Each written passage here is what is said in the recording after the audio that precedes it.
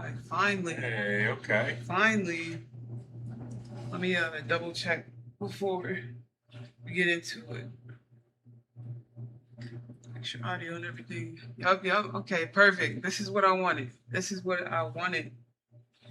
All right. Was that net? Right? Exactly, right? Right? Well, welcome to it. Another stream. We're trying to get more consistent with this. I hope y'all like the new look. Working hard to get it together. I got my people in here with me. If you don't know, now you know it's Creative Genius Studios. I am Cece. To my right, I got Unique. And in the back, we got Tie-Night Slay Dragons and Burn with them. Hey, you heard him. You heard the man. But I'm excited. I got some really cool topics that I want to talk about today. I want to get everybody's opinion on it. And we'll just go from there. We're going to get straight into it. Let me share the link, by the way. But let's get into it. Y'all want to start music or film? What y'all want to do? I'm doing whatever y'all want to do. How you feel about it, Ty? I feel like music is deep. Let's break down the film first. Okay. Yeah, Okay. First, I want to talk about. I came across this list, right? It was like the top 25 black movies. So I want to give get everybody's perspective on it. So let me get to the list. So. And I'm gonna pull them up. And we starting at 20. We going up to 1, right? Yes, we're gonna start right. Okay. So they're really trying to rank the greatest black movie of all time. Right. Man, that's hard. Right. Yeah. What's the criteria? Exactly. So we're gonna switch over. So this right here is number 25. Waiting to Exhale came out in 1995. It stars, let's see who's in it. You got Whitney Houston, Loretta Devine, Gregory Hines, Angela Bassett. That's a stacked cast already. Right? Waiting to Exhale was a good movie. That was what? You said 96? 95. 95. What's up? Welcome to the chat, people. 96. Yeah. Yeah, I think my mom had it on VHS. I remember it being in a movie player over and over again. So, Forrest Whitaker directed it. Oh. So. I did not know that. Yo, shout out Forrest Whitaker. So, it's coming in at the number 25 spot. How we feel? Has everybody, have you seen this? I mean, I personally haven't seen it. But at the same time, like, Forrest Whitaker's the GOAT. They got like a stacked cast, and I've heard of Waiting to Exhale a lot, so I'm not surprised that it's on the list. Right. It just depends on what's not on the list. You know? Okay. You know what I mean? Okay.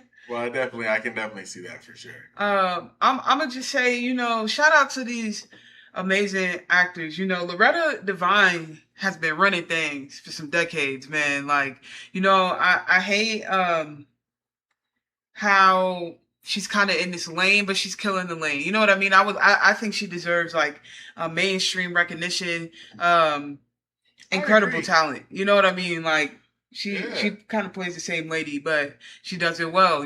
She gonna cry, she gonna whimper, I was gonna say that for a lot of the people in that movie specifically. Like I feel like I don't know if it was the era of black acting, but definitely that was like the precedent of their typecast roles. Right? Yeah. Right? Yeah, I feel that. Okay. Was that the Allstate dude? Yeah. He was in it too? Yeah. I loved it. He also played the I know Love and Basketball is on the list. He played the dad in Love and Basketball. Yep. I'm sure we're going to see a lot of the same actors on the list. I wouldn't be surprised. Okay. How modern was this list? I didn't see a date on it. Okay. Look, I didn't see a date. If I find it, I'll link it down. So, we got Dead Presidents at 24. Yeah. 1995, starring. We got Lorenz Tate, Chris Tucker, Rose Jackson, Jennifer Lewis, Keith David, Who else is in here? Oh, Clifton Powell, Terrence Howard, Dead Presidents. This is one I know. Oh yeah, This is a Dead good Presidents one. is a good one. This is a good one. So far, that's one I don't really remember. no. Yeah, I know I've seen bits and pieces. And Lorenz Tate was in it, right? You said? Yeah. Yep. Yeah. Yep. And so I know I've seen it because of Lorenz Tate, but I more remember Lorenz Tate for some of the more like artistic, poetic stuff. Okay. Okay. You know, honestly though, like this is a Chris Tucker role that I feel like is not talked about a lot. Mm-hmm. His role in Dead Presidents, he did a great job in this movie though. Yeah. Killed it. Yeah. Oh yeah. Okay, let's go to number 23. I think this deserves to be on the list. All right, so here we go. Some stuff I know more people will recognize. Ready?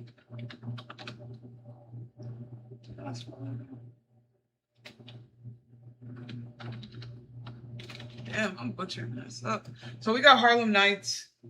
At 23? Number 23. Eddie Murphy. Richard Pryor. If You Black. I'm sorry, you gotta know this. Man, I was like expecting this is one of the higher. ones. This is one of the ones. Like I am judging you if you ain't seen this one. Like come on, like 23. So you were expecting this to be higher? I think myself as well. At least top 15. Yeah. At least top 15. Top 15 because of the cast, because of the impact that it had on the industry at that time. Like, see. My thing is just the style, like, but yeah, when we compare the cast, the storyline, everything, I feel like it definitely withstands all the movies, but because it was just so far back in like movie making technology, I feel like there was a lot of corny parts of it. They kind of drop it down to deserving the 23 plays. So when you say corny spots, like. Do you feel like it didn't stand up to the test of time? Not that, because I feel like the storyline was super solid. Okay. But when you look at there was like 3 different shootouts in that movie where like they're literally just bang, bang, bang. You know? Yeah.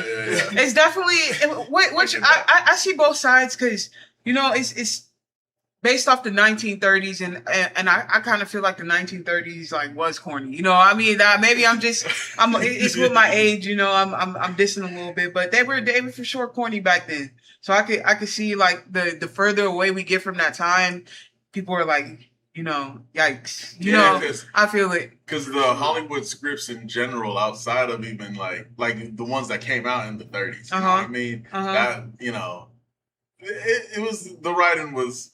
Just a different quality, right? And they were mimicking that pretty well, right? I would say that's one of the ones that they could probably remake, and it would be like the storyline would carry on for generations, just because it's such a good storyline. But remakes, I feel like definitely add that new appeal to generations. So that's one I can see being remade. I'm surprised they haven't remade it already. Because they talk about like the comparison between Eddie Murphy and Kevin Hart all the time. I know, but like at the same time, like I'm surprised Kevin hasn't tried to get the industry together to put together a remake. He loves remake. I think he knows better though. I think he knows better. Like, no, I'm sure he probably feel like when people present that comparison, I'm sure he probably feels himself, but he knows better. Like what okay, come on. But my thing is like Eddie Murphy's still here. You know what I'm saying? Like right. You can go to Eddie and they can work something out. My thing is I don't think that comedians are really as open to collaboration as they were. At that time, like we had so many stars in that in general, but like they had to put their egos aside for that. For sure, I was gonna say that's the thing. I think the egos were a lot smaller because black stars had to work together to even get to the pop limelight. Yeah, but also that's true. The black comedians we see nowadays, a lot of them have to almost in certain ways lower their standards or give up their black privilege to stay in the limelight. That's real. Yeah. All right. Let's get to number, what is it? 22. Number 22. Ray, 2004. Oh, Jamie Foxx. That's probably Jamie Foxx's best performance of all time. Yeah, yeah. I gotta go full screen for this because I think this for sure deserves to be on here. I wasn't expecting to see it, but it deserves. I'm gonna tell you this, right? This is my story, right? I remember being like, so 2004. I was about seven or eight, and I remember my mom bringing this movie home on bootleg, right? And I remember her and my aunts watching it, and like I tried to peep and watch it, and I remember the scene when he was when his brother was drowning, and my mom was like, "Get out of here!" I'm like, and like that moment there always stuck with me, and I remember watching it a few years later when I was older. Like that movie made me cry tears, like actual tears. I really felt like after watching Jamie Foxx do that role, like I'm like, this is Ray Charles. Like, you know what I mean? Like the study that he put into this man was incredible. You know what I mean? Like just even his mannerisms. Like I felt like he became him. He really did. This deserves to be on here. Yeah. Even his vocal performance. Like and at the time this came out, Jamie Foxx was also in his singing bag. So you know what I mean? Like he was just all over the damn place. Like he was eating that shit up. Like I felt I don't know if he felt this way. Maybe I can find some clips later. But I felt like this was the moment he was like, I'm finna show these folks who I am. 100%. Yeah. They're telling me I gotta pick acting or I gotta pick singing. I'm gonna show them who I am. I definitely think this deserves to be on a list of all time. All time black movies. Like. Oh yeah. Also too, like just the fact that Jamie Foxx was able to have Ray Charles come in and like work with him, and like you can just see how much, because also, Jamie Foxx being who he is and a big Ray Charles fan, getting that opportunity to really sit and like play music with, like your idol at that time, it's like, it shows in the performance how good it ended up being, Yep. I definitely agree. I feel like for Jamie Foxx, for me, it put him in the same category with the Leonardo DiCaprio's, the Tom Hanks, the Will Smiths, the Robert De Niro. Yeah, you know what I'm saying? Absolutely. Absolutely. I think that performance definitely deserves a lot more acclaim. I don't know, it's kind of low on the list for me. I agree. That one should be higher up on the list too. Right? Okay. Number 21. For the people. Boom. Number 21, Soul Food, 1997, starring Vanessa Williams, Nia Long, Mekhi Phifer. Mm-hmm. I never knew that was his name. This dude, I've seen him in so much shit. I never knew that was his name. Vivica Fox, Michael Beach, Brandon Hammond, Gina Rivera, Carl Wright. That's all I kind of remember from here. This movie right here, I think it deserves to be on here. That's my opinion. I want to know what y'all think.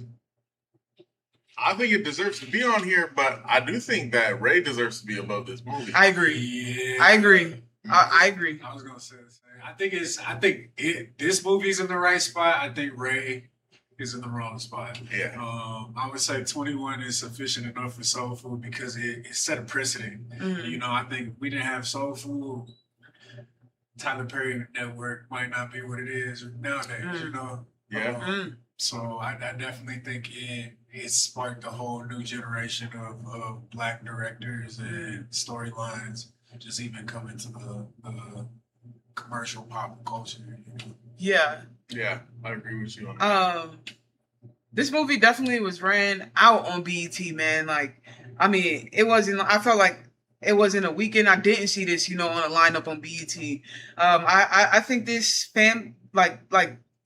this really, I felt like a lot of black families could find somebody they can relate to in this family. Mm-hmm.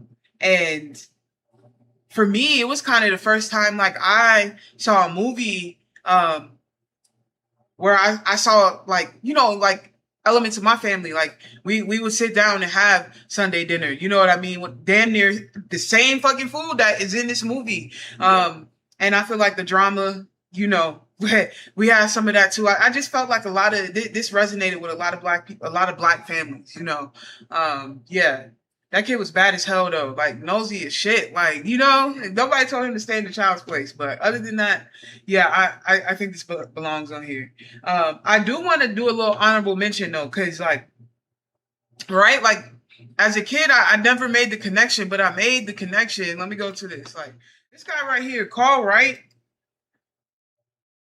Like, oh yeah, he needs more. Like he needs more recognition. Yeah, for sure. Yeah, because like.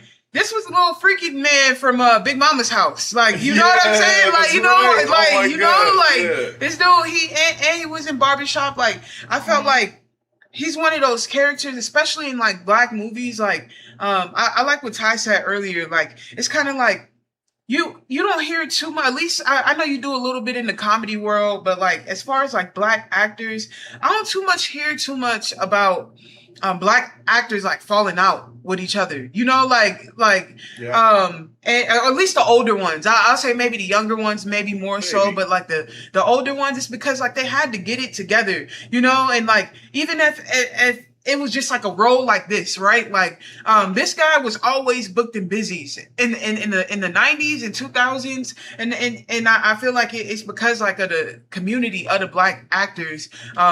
They looked out for their people. Yeah. And when I seen this, because I seen Soul Food recently, actually, and when I see him again, I was like, yo, he was in a lot of shit. He may not have always been a main character, but he was in a lot of shit. That's so true. He's still alive? Is he still alive? Oh, no. He died. He died. 2007? 2007. He did his big one, man. Shout out to him. He was in a lot of work.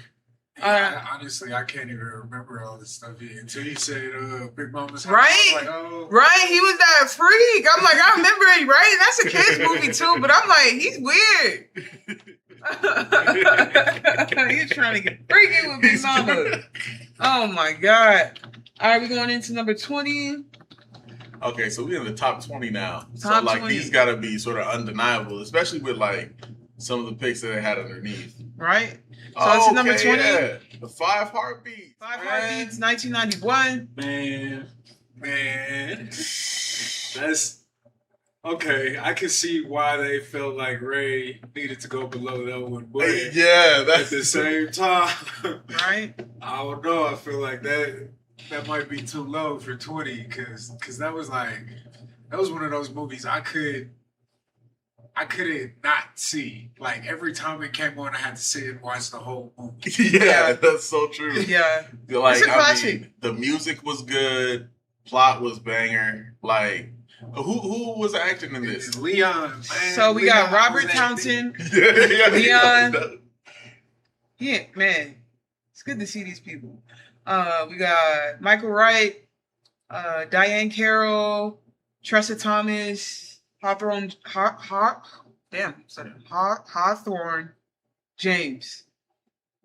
Damn, I kicked my ass. Oh, John Witherspoon. Okay. I was gonna say not a lot of big like actors after like they didn't go on to do a lot of acting after. John Witherspoon. But John Witherspoon, of course. But you know what about this movie is because of Leon, I mixed this movie up with the Temptations movie. Like, yes. So long, at least until I was like 25.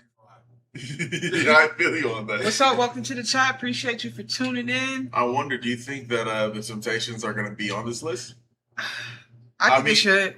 But above the 5 Heartbeats, though? Yeah, I don't know if it would be above the 5 Heartbeats. It should have. It should have been at like number. Honestly, I would have put it at 25. Because when I think about, I would have put it at 25. When I think about the biopics too, like I feel like, what was? There's so many, like, you got Ali, you got the Tina Turner, you got Ray, you got Malcolm X. All those, Malcolm X has got to be on here. Yeah, those 4 movies alone, I feel like, they're going to be above the 5 Heartbeats. So I don't know if the Temptations will make it above those movies. I think it's not going to make it on the list. I think you're right, unfortunately. All right, we got number 19. Number 19, we got Juice. Come on. 1992. You already know. Tupac. Omar Epps, Tupac, May Hopkins. This is the reason why Tupac became Tupac. You feel me? Right? Like some folks talk about, they think that he ended up getting stuck in his character in this role, and he didn't like break it after, because he was really poetic, and like he came from an art school and stuff, like, and so like that was always part of his like artistry that he would do. But then after Juice, he came back on that, that thug shit. You know what I'm saying? Right. He really did.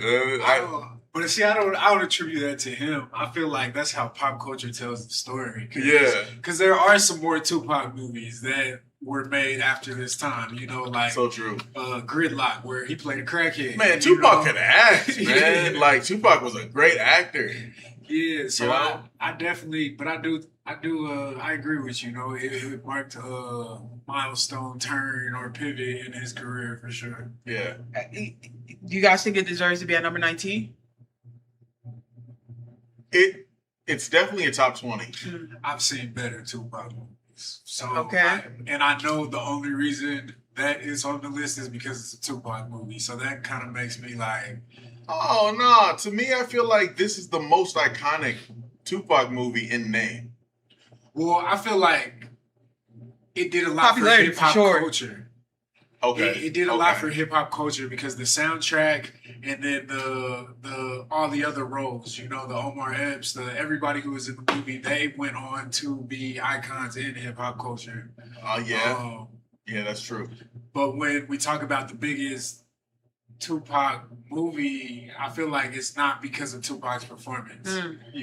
Yeah. Like if you watch all the other Tupac movies, I feel like he was a way better actor in those movies. Yes. But I think that when people talk about black movies, Juice always comes up. For sure. That's my only thing. Because I'm not saying that this was Tupac's best or even like the best of that. It's just when it comes to like black movies, and that's why I said like it's one of the most iconic ones, is because it's always brought up in conversations about black movies. And so like for it to not be on the list, I thought would have been wild. But also, I think it's got to be top 20 just because of how much it's mentioned. Yeah. Even though it's not even Tupac's best movie. Yeah. Yeah. But it's also usually people's first movie that they saw Tupac acting. True. Yeah. Yeah. Most people, it's the only movie they said Tupac acting. Right. Yeah.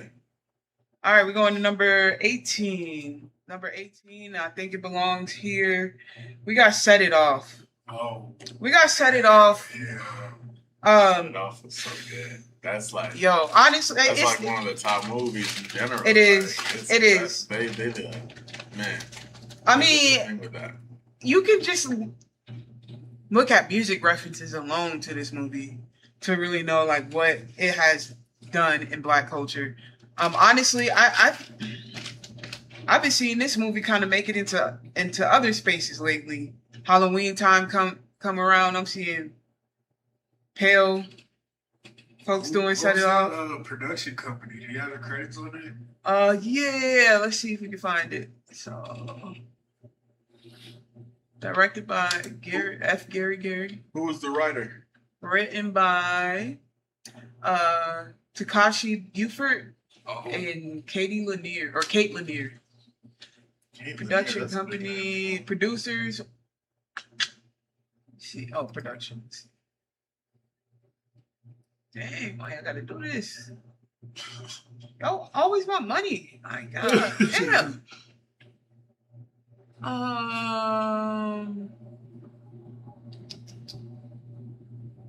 Just told the producers I was looking for a production company, but I think they want us to pay. Like, come on, bro. Oh, yes. So, yeah, Set It Off, man. Classic movie. I think it was a classic.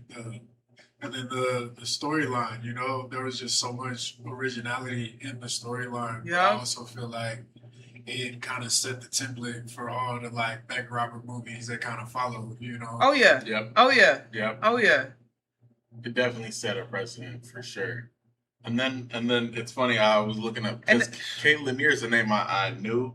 She also wrote Beauty Shop. Oh man. Glitter. Oh man. With Mariah. That's why I was asking about the production company because Queen Latifah, a lot of people don't know. Queen Latifah she owns Flavor Unit. And Flavor Unit was a production company that had its hands in some of the biggest movies in the 90s, but also had their hands in putting out TLC and Outkast. Oh, wow. You know, so people don't know, like, Queen Latifah really pushed the culture further than most black women. Right? I've always felt that way, though. I didn't know that. I mean, thank you for giving me that insight. I didn't know that she had her own. Well, I knew recently she had her own, but I don't even think it's the same. I think it's something different. I think she got another company, but what she did back in the day, like behind the scenes, like is incredible. But I always knew like Queen Latifah is like one of them ones because she was kind of one of her and Jada was kind of one of the only ones like in the urban market who made it to mainstream. I know she was in movies with fucking Steve Martin. When I saw her at that point, I'm like, yo, she really, I'm like, she's really, trailblazing, like, and still keeping it her, like, I mean, it's incredible. It's incredible. Vivica Fox, man, I want to talk on her for a minute because like, Vivica Fox was one of the black women, like, I looked up to as well, alongside of Queen Latifah, like growing up, like she was in everything, whether she was a main character or a sideline character or just in the background. Like I felt like she had a strong trajectory for a while and then she fell off and then like she kind of a crazy lady now. But I hate to see that. I don't know if you guys been seeing her like recent press and media and like she's like gotten crazy work done. Like, I love Vivica A. Fox just like I love Lil' Kim. Because I feel like they were the definition of the baddies of that for sure. Period, hell yeah. But yes, their fall off definitely represents what is about to happen to a lot of these young women now. God. Yeah. They need to be for real. Y'all need to be watching out, man. Like these were some of the top baddies. It's crazy. But I just hate, even with acting, take away from the looks, like with acting, like I wonder like what went left for Vivica Fox because I feel like she was like on such like she was coming after Queen Latifah, like Jay, like it was like and then I felt like she disappeared for a few years and now she's doing a lot of Tubi stuff, which shout out to her. Like I try to support when I see it. If you want to act or something, we got we'll make it happy. I think to answer your question, I think she got humbled, and I think I don't know. I always hear her talk about the whole like escapade with 50 Cent or that run, and I definitely think 50 Cent is one of those people to love you with his whole heart but still humble the fuck out of you. Man, I feel like after that, from me paying attention, not to give 50 too much credit, but I do think it kind of changed how she appeared in the public eye. Okay. Hold on, you said 50 Cent had something to do with that? Yeah, I think he had a hand in driving her crazy. Not gonna lie. It's funny because in 2023, she made her directorial debut. In doing the film First Lady of BMF. So it sounds like 50 Cent went and hired her back. Damn. Honestly, 50 is that type of person. Yeah. He's that type of person. I'll ruin you and build you up again. Yeah, he really is. Know who your daddy is. All right, man. Let's get back into this list. All right. We are at number 17.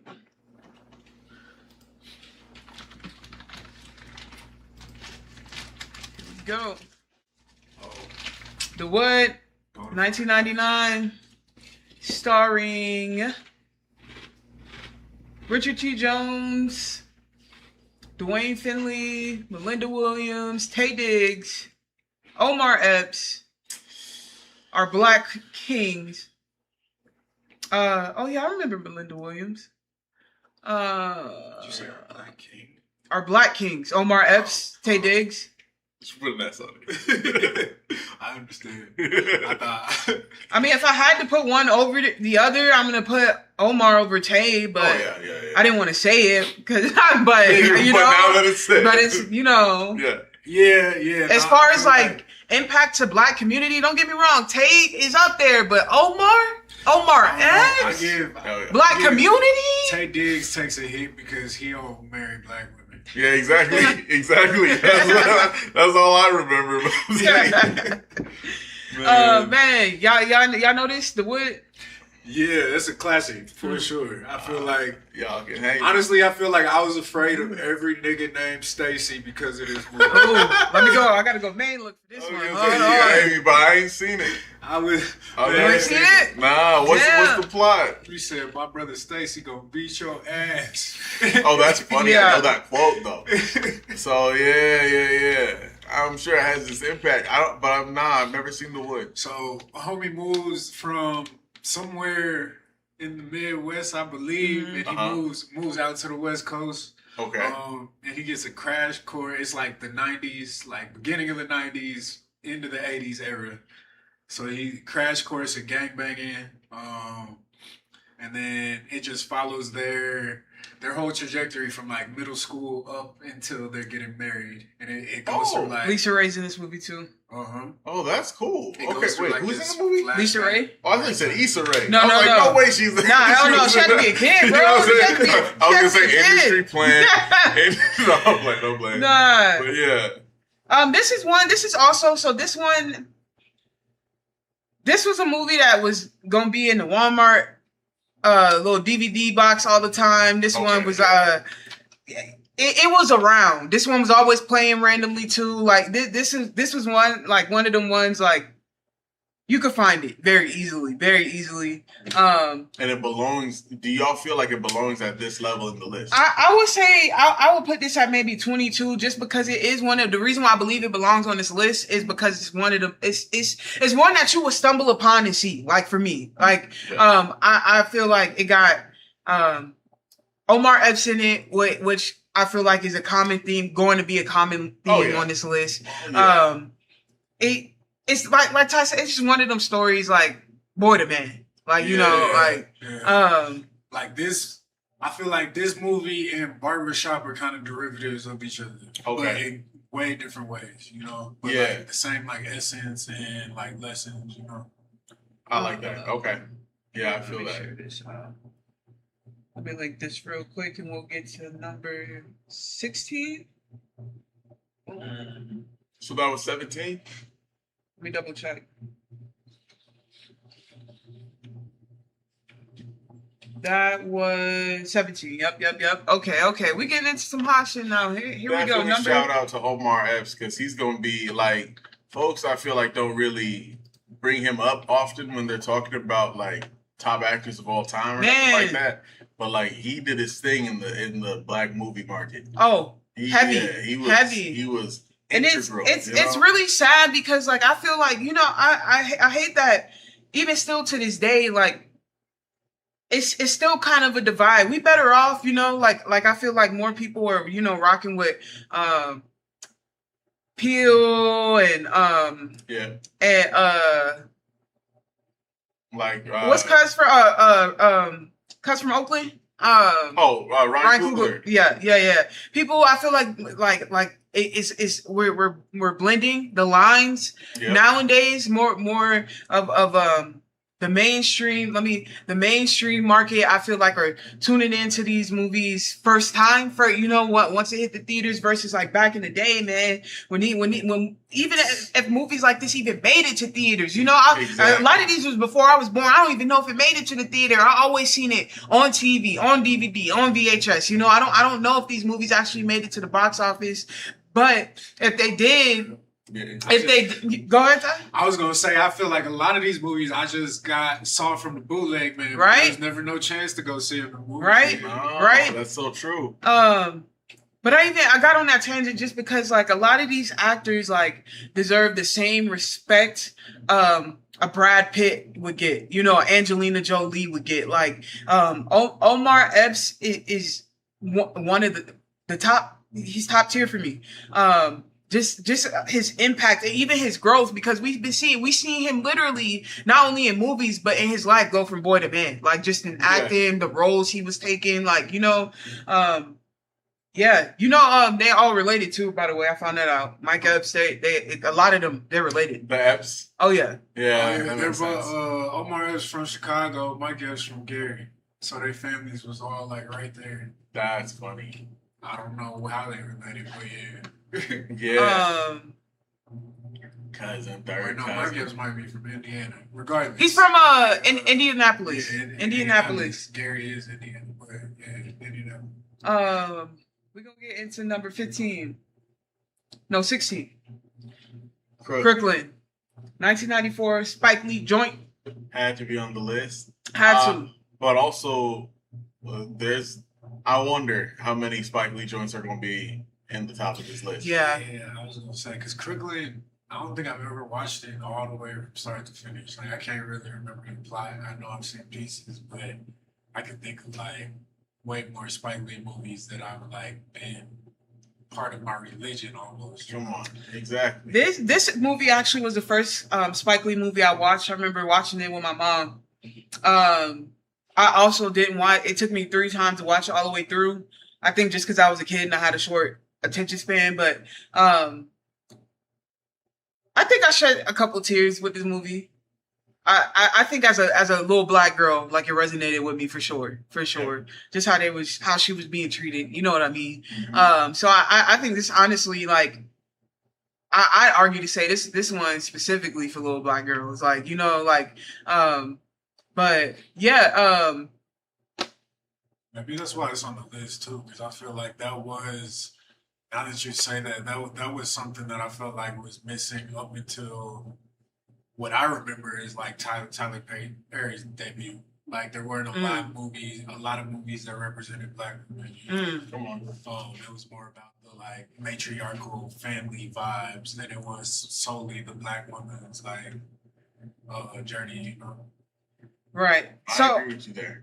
so do y'all know Alfre Woodward? Yeah. Right? So, like, I also want to shout her out. There's another movie, I can't think of it. Maybe you guys will know, right? Mm-hmm. There's a movie where she was a mom, like typical. But she was a mom and she had 2 little kids, and one of her kids was like autistic. And like the kid would just be saying like bye bye bye, and she's like what did you say? What did you say? Like, I don't know, but that movie, like that, we always talk about it in my family. I'm gonna figure that movie out, but she is powerful. She is a powerful actress. I feel like don't get her credit in the mainstream world. Delroy as well. We just see what happened, but he's been around for a long time. Delroy is a GOAT. I'll say too about Alfre Woodard. One, I met her. She is super nice. Like one of the really, yeah, super super nice. Like, she okay. And she she been that black mama forever. Bro. Yeah, but I will say Goated. if you haven't seen her, there's a Netflix series. I gotta look this up. It was I think it was either Luke Cage or I think it was Luke Cage actually, where she plays a villain. Killed it. I think was it Luke? I think it was either Luke. Did you ever see it? Yeah, I forgot I watched that one. That's why I was saying Luke Cage initially, but I'm like, shoot, maybe I it can't was Black remember Lightning. either, but it might have been Luke Cage. It probably was Luke Cage because that's more her like vibe, the seriousness to her. Yeah, but she What up, killed welcome the to the villain chat. role. You know, it's like I feel like folks who you know, like these, especially these women that get stuck in like the mom role a lot. Yeah. They don't give them the opportunity to play anything new. Right. But when they do, hey, like watch out, man, because they've been wanting to like showcase their skills for a minute, and they drop into some really good characters. So yeah, shout out Alfre Woodard for sure. Yeah. So I was Kirkland. I think it belongs on here.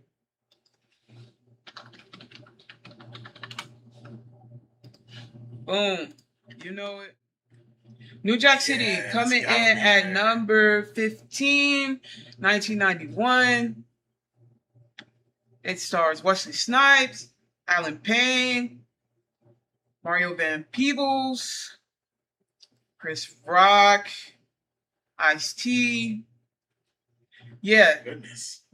Yeah. I mean, I could have kept going. Like, I know, I could have kept going. But I mean, yeah, this belongs on here. Definitely. This belongs on here. This was always one of the movies. Like, I remember being a kid and just being like, man, I can't wait to be old enough to watch this because everybody just keeps talking about it, you know? Yeah. For sure. When Wesley Snipes is one of the most versatile actors of all time. Yeah. That dude can play anything. Like Wesley would like. But see, now that I think about it, like how many black movies was he really in? Like I feel like he did this one and then he like took off the mainstream. Like really, Really, yeah. But I mean, I feel like that's sort of a testament to it. Like if you notice, I mean, you wouldn't consider it. There's like a few movies you would consider like Will Smith to be a black movie. You know what I mean? Yeah. I don't even know. But Yeah. like, Any besides Ali. I was gonna say that's the one that I can think of.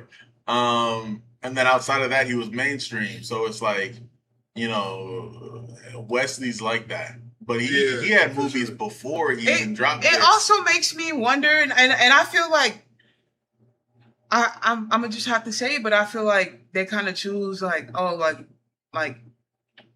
white people can rock with you, because like what makes Will Smith like, you know, because there's so many of these actors. I'm like, don't get me wrong, I fucking love Will Smith. Have you ever read his book? But he talks about it in his book how I'll put it on the Arnold list. Schwarzenegger, Bruce Willis, and somebody else basically gave him and his manager the formula to becoming a movie star, whether he was black or playing a white role. Like they pretty much built him up into the Will Smith he is now by teaching him how to really do the formula. Right.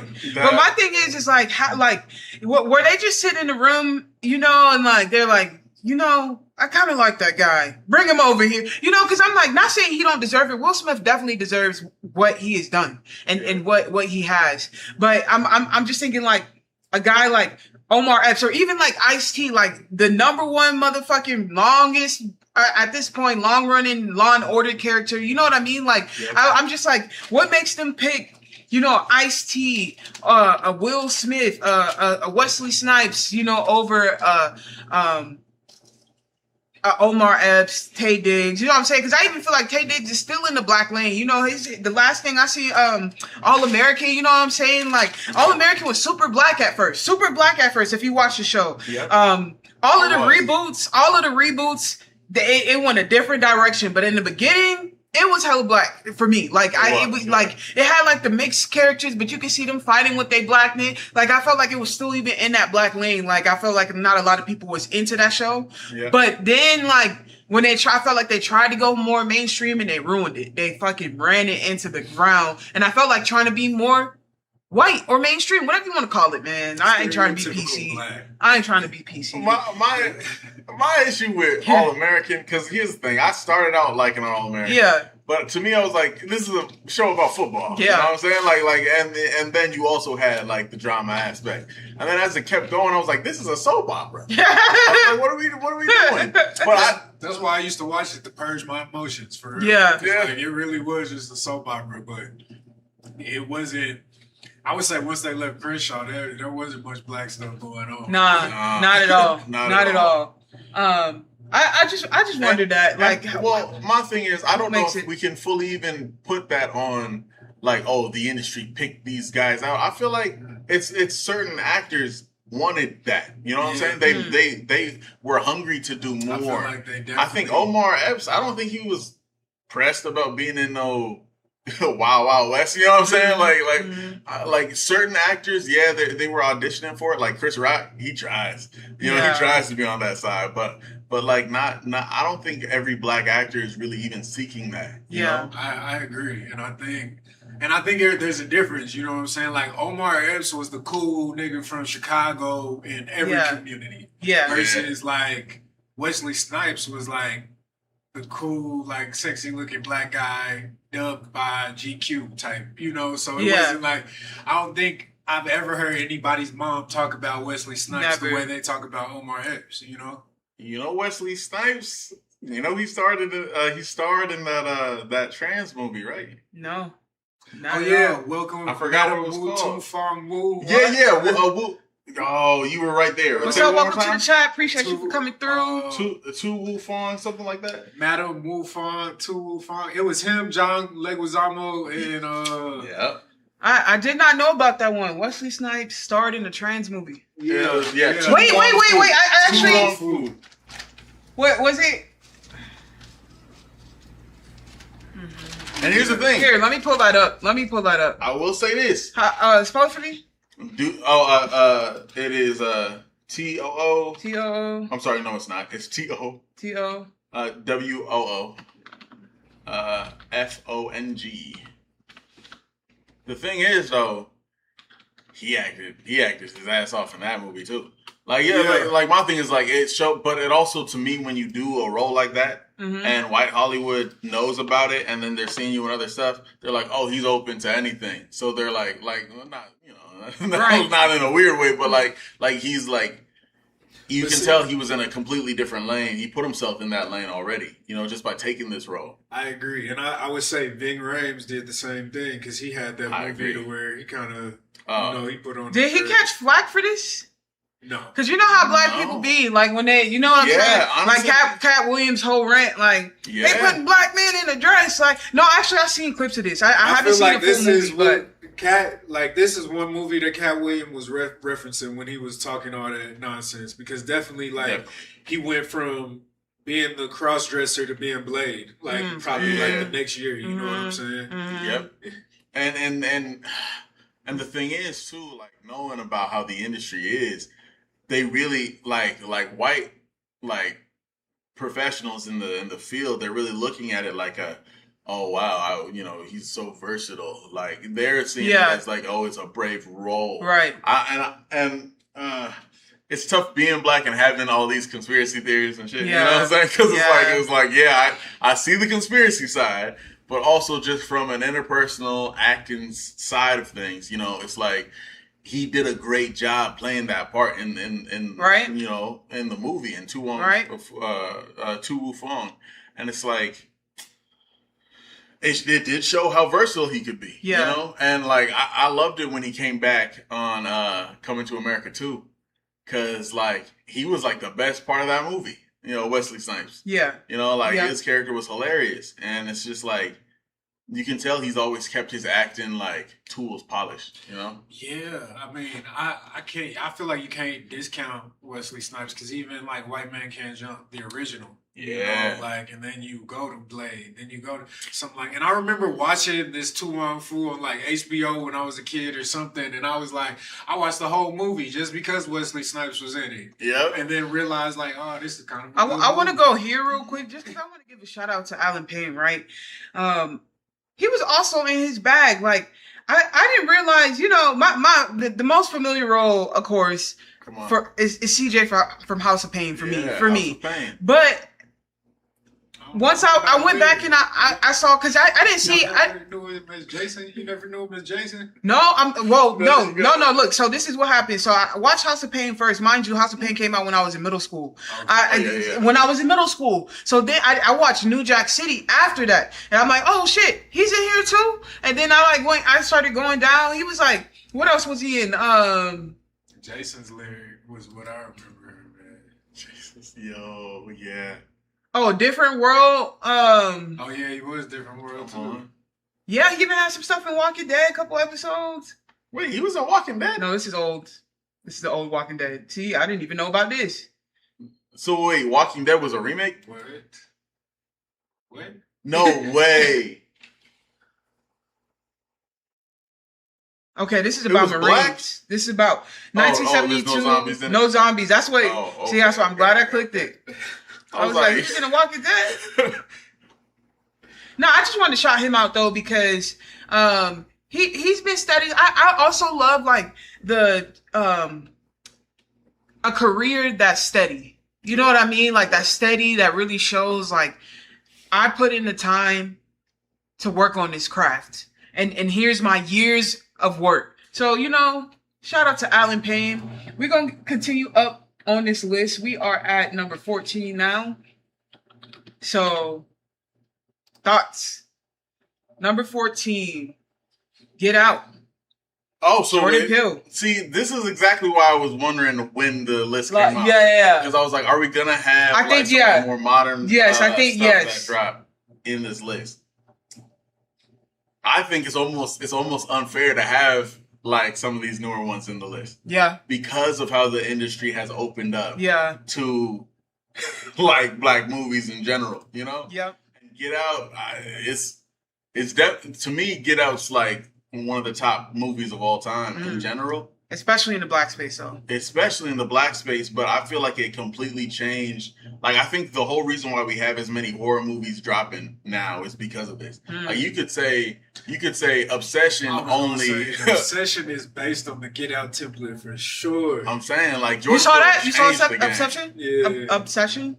Mm-hmm. Oh man, we could chat about that a little bit after we get through this list because I want to hear everybody's takes. Yeah. Because, but Get Out was like, it was like it's a masterpiece front to back. Like how it's structured, the way that Jordan Peele always drops in like Easter eggs in like every scene. Like, right? It's absurd. And also it was his directorial debut. Like he did not direct anything before this, you know? So And for this to be your debut is like crazy. It's insane, honestly. Yeah. I mean, it just really shows like, you know, I just want to also say this, yo, like Key, bro, like leave your wife. Like leave your wife. Like I don't know how to say this nicely, but like you're really missing out. Like I know like how you guys came up. Like I just they both were students of the game. You know what I'm saying? And I think Jordan's a bigger student of the game because he ain't letting nothing get in the way. And like Key, bro, like why you bring his wife into it? You don't know? Oh, You yeah, don't know? tell him. So right. Okay, so like let me say this before. Yes. Like I was very against both them niggas because they was on Comedy Central for so long, and I felt like for you to like after Dave Chappelle does his big walk away and you spend that much time on Comedy Central, y'all niggas is shucking and jiving for something behind the scenes, you know. But so I always had a little like it's a Band-Aid like, that needed to be ripped. But what happened with the wife? Wait, Let me hear your thoughts. Okay, go ahead. I gotta speak on that, right? As much as I hear what you're saying, because honestly, like they did take like Dave Chappelle's template and ran with it, right, for their show, right? But I feel like Key and Peele was necessary during that time because like Obama had just got elected, you know what I mean, and like they were really sort of holding up comedy during that time, like and like the way that they sort of like I mean I think of like that sketch with them playing Obama and he's like dapping up. Oh yeah, like nah, it definitely it was needed for the culture, man. For sure. And there's at that time, yes, from the show that have lasted like for 10, 20 years. Oh yeah, you know. And to me, as a comedy fan, I'm like I actually because also too I liked Jordan on like Mad TV. You know what I'm saying? But like to me, Mad TV felt like where they were doing their shucking and jiving because I was like they don't really see y'all's like comedic genius for real. I thought they had some of the best sketches when they were on in their season, and it never they never got the light that they deserved. I felt like on Mad TV, but then when they had their own show, I was like, now we can really see the genius of these two guys, and especially like I feel like that did a lot for Key, but Well, and you know, I think it's, you know, a lot of people were like, oh, we're surprised that Jordan went from Key and Peele to doing horror movies and Get Out and all that. But he has like one of the coolest takes to me on horror in general. He was like, for him, he feels like horror and comedy are like the exact same genre, just with different ways of doing it. Because like comedy is set up, punchline. And then like horror is the same thing. It's like you got to set up without anticipation, and then it's usually like a scare or a jump scare. Agree. And so he was like, to him, it was a perfect transition. And also, if you're watching Key and Peele, you can sort of see the moments where things got strangely scary. You know, like at the end of their sketches, and I was like, that's a little bit of like him showing his, you know, where he was going with that. But I don't disagree about like they probably there's truth in both. Chucking a little too long. There's truth in both. But you know, I respect what they did for the culture at that time. Right. There's truth in both. I feel like we definitely needed that. Like I remember being in middle school, high school, and when they came out with that Obama skit, and it's how I felt like we felt. Like, you know, like it's a great depiction of like, you know, what they call that, code switching, like, you know, like for sure, like, you know, I was like, damn, this is what this is. I understand, but I also agree, like, and I feel like we're met with this a lot, like, you know, I mean, I think Jay-Z right now, right? Jay-Z was being put under flack because he got one of his vinyls, you know, the what is it, 20 years? I forget the name of the album, but he's celebrating one of his album's 20th year, and he put an exclusive colorway in Target, and people were like eating them up last week, and people were like, "Don't you know we're protesting Target?" Mind you, that protest been going on a long time. You know what I'm saying? Yeah. I'm not trying to be disrespectful either, but you know what I'm saying? Like, look, cause black folk be doing that. Your grandma would be talking about we'll shop at Target no more. Whole time they just built a brand new Target down in the neighborhood. Where only black people shopping. Right. Yes. Right. Then you had this the scandal, or I call it scandal, but you know, you had the situation where A&P putting Tone in Target. So it's like, I feel.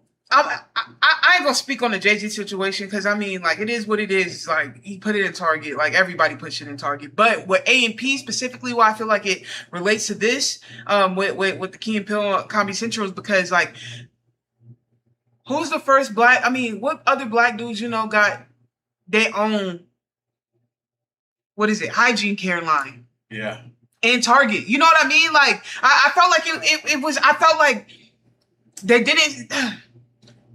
But how can I put this? They have to pave the way too. Like, it's unfortunate shit is going on, but like, you know what I mean? Like, no, if nobody else is offering you a deal and Target says like, hey, we'll offer you a deal. Like, you know what I mean? Right? I'm actually one of the only niggas I know who's ever worked for Target. Uh-huh. And I'm saying that because when I was working there was no niggas anyway. Yeah. But Target as a company, I don't understand fully why we're protesting or like boycotting them as strongly as we are. Yeah. Because they have multiple black brands that originated at Target. Yeah. And there was one for feminine hygiene. Mm-hmm. I forgot what it's called now.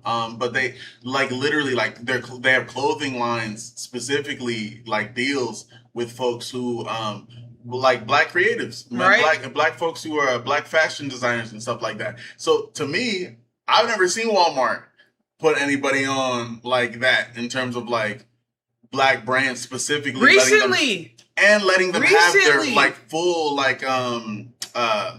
retaining their rights. Right. It's not exactly rights, but you know what I mean. Right. Like they're still making their money from being in Target. Right. And so I was like, when I heard it, I understand because you don't really see them taking care of black folks who shop at Target. Yeah.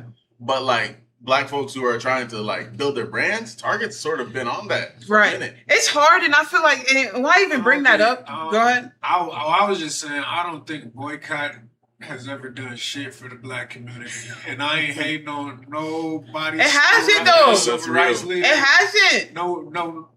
Look, I love the civil rights movement, but boycotting ain't done shit for us, and so I can't respect. It's not even doing nothing right now. I think this Target boycott has been going on for almost 2 years now, because this all stems from the DEI thing, and people got pissed because Target canceled. They basically did away with their DEI policy, and then they ended up bringing it back and all of this. But look, this is what I wanted to say on the whole situation, from the Comedy Central situation, from the Target, all of this. We as black people, we're always going to be faced with these type of decisions unless we go make our own shit, because if we doing any business with something with another race, they always have the opportunity to fuck us over or disrespect us. And it's we try, and I see what you mean, Ty. It's we do try, and that's where the boycotts come in. It's no, we're not going to take this disrespect, at least not lying down, but we never get anywhere, because for one, I'm glad we brought this up, we never revisited that shit. People were just we're going to boycott Target. What did we do to counter, to be productive, to counter the negativity to our community? I didn't see nothing happen. I didn't, and I do understand. I will say, it did do some damage. It did hurt Target's pockets in the first quarter of last year. It hurt their pockets. Oh, yeah. But what did it do directly? You know what I'm saying? But that's what I'm saying. Just like it hurt them pockets, you saw them niggas go to black neighborhoods and build new Targets to make us start shopping there. You know what I'm saying? They were tearing down the Family Dollars, tearing down all the places, I don't know, Dollar Piggly General, Wigglies, Family Dollars, Publix. They was taking wherever they could in black neighborhoods and strategically trying to make us shop there again. You know what I'm saying? It's not like I support the NAACP coming out and say don't go to the SEC schools until they start respecting like the black vote type shit and with the gerrymandering, all that. You know, I think there's ways where it can still be implemented, but as a whole, for us to carry on a boycott for 5 years, like, and see nothing from it, like, I think that's the problem with these younger generations, including my generation, all the way down to the ones who just got the right to vote. You know, it's like we're so short-term memory focused. Yeah, and I would agree. And we don't. That's a great way to put that. To get, I guess our votes respected how they did back in the day, you know? Man. But I wanted to go, because we kind of wait. That. I do gotta fill you in though. That's where we were. I forgot the other part because I knew there was gotta fill you in. A two-part. Yeah, so the wife. So the reason why this is like I don't know if it's a rumor or if it's a fact, but I'll say it like a fact, right? I looked it up. Yeah, I looked it up. Right? It's a fact. So okay, first I want to put Go ahead. Yeah. We can tag team it. So right. Yeah. So so Key, right? Like he was married to this one woman, like majority of his career, like came up together, like, you know, him and Jordan, like Jordan and his wife, like they all fucked with each other. They were cool, right? And they ended up separating. And he got this new chick, right? I'm gonna let you pick up from there. So he got a new chick, right? All of this is because of the new chick, mind you. He already was on. I think they already had the Comedy Central deal, and he was still with his first wife. Mm-hmm. In the middle of him, you know, being on Comedy Central, he was basically like, deuces to my day one. I got a new, you know, piece, and I'm gonna let you pick up from there. So first wife of Keys was a lovely, ugly white lady. And then he was like, I can't do this anymore. I got to transition to a new ugly white lady. And he found one. And that's what ended up becoming Get Out. Like Peele watching the relationship with Key and his new girl is what inspired him to write Get Out, because she controlled everything that man did. And also, that's crazy. She's the reason, like, so they had lost the deal. Mm-hmm. They had a pretty big deal. It was like right after their show, they had gotten a pretty big offer, and his new chick was basically like, that's not enough. Like, you need more and more and more, and we need this. And she started putting herself in there, and like Jordan was like, bro, I'm gonna do this shit without you. I would like it to be with you minus her, but if you standing beside her, like, you know, I'm gonna go stand over here, like, getting these coins. Damn. And to be fair, you know, I was probably a little harsh when I described these white women. But I think about what Dave Chappelle said. You know, Dave Chappelle said he don't mind it when black folks end up, you know, crossing to the other side. Just make sure you take the ones that they want. And I don't think that either of these women were the ones that these white men wanted to be with. But, you know, respect to Jordan Peele for coming up with a fantastic movie based off that. Now that you just told me all that, it's like it just reinforces my whole shucking and jiving.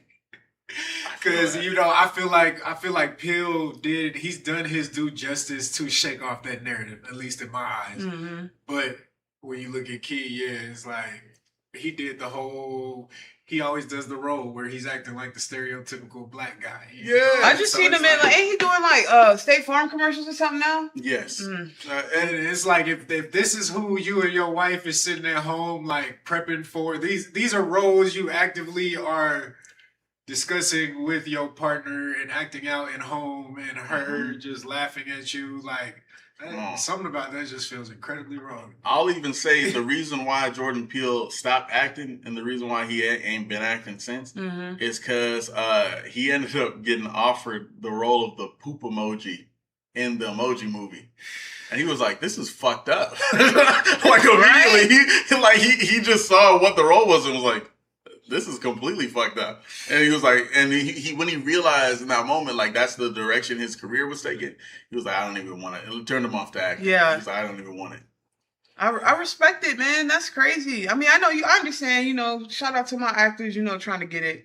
And you know, right now where I'm at, I might do that. But when you done all of that before, and people trying to circle back to that, nah, you gotta take it in your own hands. And I think he made the right decision. Like, you know, I'm sure, you know, it's just a salty situation. Like, he had to leave his homeboy behind, but you know, like, fuck no, like, I know that's why he doing State Farm right now. Come on, for me, I'm like, you can't let, especially when you have emotion, you know what I'm saying? Yeah. Like, you can't let a relationship get in the way of that. Nah. Emotion, you know? Nah. That person that you're with is supposed to be boosting you up and helping you through it. You know Right? what I'm saying? And so if they're holding you back, if they're losing deals, you know what Right? I'm saying? Like, that's crazy. And people gotta understand too, like, I'm just throwing it out there, like, if you got you somebody, like, you know, and one of them, they got the trajectory, you know, to make more money for the team, man, sit down and take a back seat. Like, you know what I mean? Like, I'm not, like, it's wild to me. It's wild to me. Because, like, what's most people's problem, man? They want financial stability. You fucking up the financial stability. Like, I understand why some people get divorced. I was listening to, Jennifer Lewis is amazing. I don't know if you guys know. You should know. You should know Jennifer Lewis. But I was listening to her podcast episode with Keke Palmer, and she's just giving game. And I always fucked with Jennifer Lewis, but like she had points where she was talking about that. Like, you know, she like, man, I'm 64. It ain't about a bag, and you know, like, you know, I'm not dealing with it. You know, I'm like, Agent 00 deserves freshman XL. Okay. Hold on. Y'all about to make us jump topics real quick. We finna jump topics real quick, cause what? Agent 00. They're talking about from AMP. What? He deserves to be in XXL. Crazy. Get out of here. You wildin'. Crazy, man. Let's pull this up real quick. We're gonna get back to the list. I remember where we stopped. We finna shift the music. We got folks in the chat chatting right now. Crazy. All right, we finna dive in. Freshman XL class of 2026, yo. They said no for real. No crazy stuff. Maybe you should stop talking about crazy stuff. All right, man. Here we go. Deserves. We got 12 people on the cover. Artists from the North, South, Midwest, East, and West Coast representing. Let's get into it. Let's meet it. First person, we got Chris Patrick, East Orange, New Jersey. Y'all know this guy? Nah. No. Ain't never heard him. Belly Gang Cushington, I'm glad to see him on here. Yeah. I really fuck with Belly Gang. He been doing music. This ain't just like a pop-up thing. Like, you know, he been doing it. He was putting out music before. Agent should replace him. Yo, like, you came in here to troll, bro. Yeah, they're trolling. You came in here to troll. He did I feel like Belly Gang did the due diligence, you know. He did. Like, strategize it. You gotta be trolling, Agent. You gotta be trolling. Who is this? Squared Mo? I'm sorry. Tell me who you are. After this, you gotta end up pulling up the AMP cipher. We're gonna pull it up. I don't even think he was the best in the AMP. We're gonna pull it up. Belly Gang deserves to be on here. He put in the work. I love how he paid homage to our founding trap fathers. I love his sound. I love how he taking us back. He always got to prove that he half black. I feel sorry for him. That's gonna be the rest of his life. But you know, it's probably been his whole life. Money stacks, fat as hell though. Right? God. He just reminds me of like just what we were talking about. He was top 2. Okay, we're gonna get to that. Man. No. Once we get it, we'll be able to figure it out. Don't worry about it. Don't worry, our time coming. You're gonna be like, damn, he was top 2. We gonna see. Slayer, he from Philly. Don't know this guy. I feel like I might have seen him. I've heard of him, but I haven't heard his music. Yo, Square Mo, you tweaking, but we gonna get to you. Lareezy, New Orleans. Hell yeah. Yeah. Yeah? Hell yeah. Yeah, he Yeah. deserved to be on there. Okay, so right now we got two. I don't think this guy should be on here. I don't think this guy should be on here. Agreed. Trim, bro. Okay, look. This how I feel about this, right? Y'all know I spent half my life in South Carolina. I love to see this, but I don't think it's her time yet. I don't think it's her time for no cover yet. She just popped out. You know, she got that coconut water. Yeah. It ain't her time. She even said, so she went from, like, right, she's 19. She just turned 19. So she graduated high school, started making music, blew up with Coconut Water. They invited her to Rolling Loud. She rehearsed and everything. I see what she's trying to get. She rehearsed, had this whole performance planned out. She got on stage and got nervous. She even said it. I didn't give my best performance. This is my first time ever performing. So mind you, you going from studio, TikTok, to Rolling. She is a TikTok star. She going to Rolling Loud. I don't think she's ready. I think she need more development. I see the freestyle she's doing. I see what she's doing. I like where she's going, but I don't think she deserves to be on 2026. Maybe she could have been on next year, but I feel like this is where we are failing the hip hop. We missing that development era. I see where she needs to go. I see where she's trying to go, but I don't think she deserves to be on here right now. Different perspective, right? Right? I think it would be cool to see her development as she's hitting all these spots at the same time. I feel like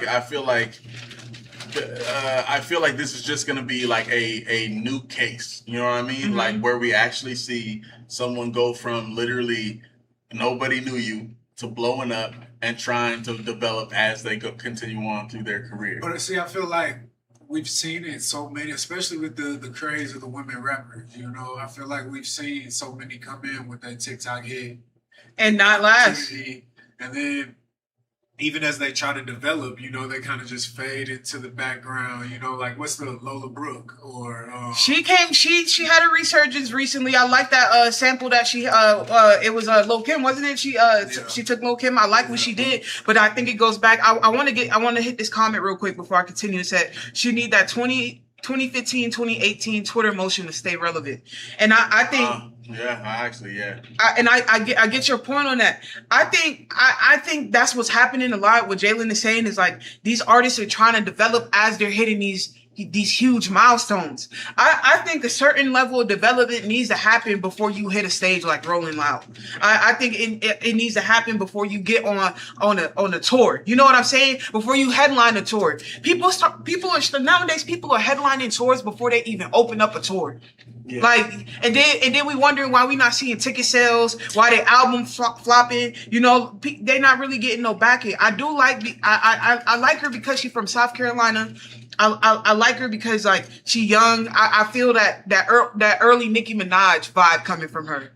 I don't know if she'll like that comparison, but that's what I feel. I hope that she develops. But what Ty was saying, you got Coi Leray, who is yet to make a resurgence again. She keep trying. She do got this one song with Shoreline Mafia that was cool. She hitting on the features, but then solo project. She just do go back to the normal ass shaking. Like, you know, I think especially after you had two babies and you still ain't got no ass, like it's time. She had two babies. No, she had two babies. What?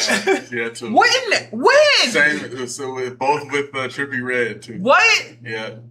And I mean, she need a D Block Duke cosign from bro. Hey, you an AP? I see that, man. I see that.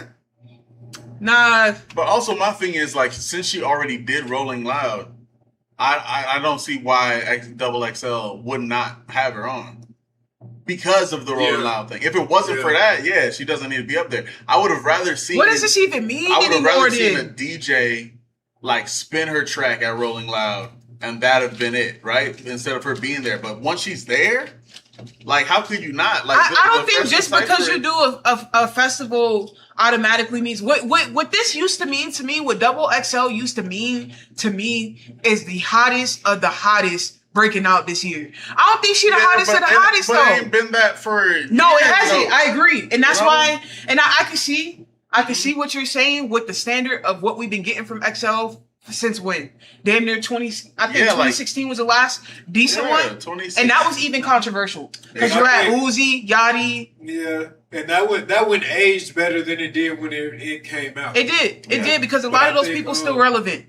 I think what's changed so much is like how people find music. You know, it's something we kind of talked about the other day. Where it's like all the platforms used to kind of be like the blogs or the world stars, or there was like centralized platforms to find what was hot. Yeah. Now people now people are finding their favorite new rapper on a stream just like this.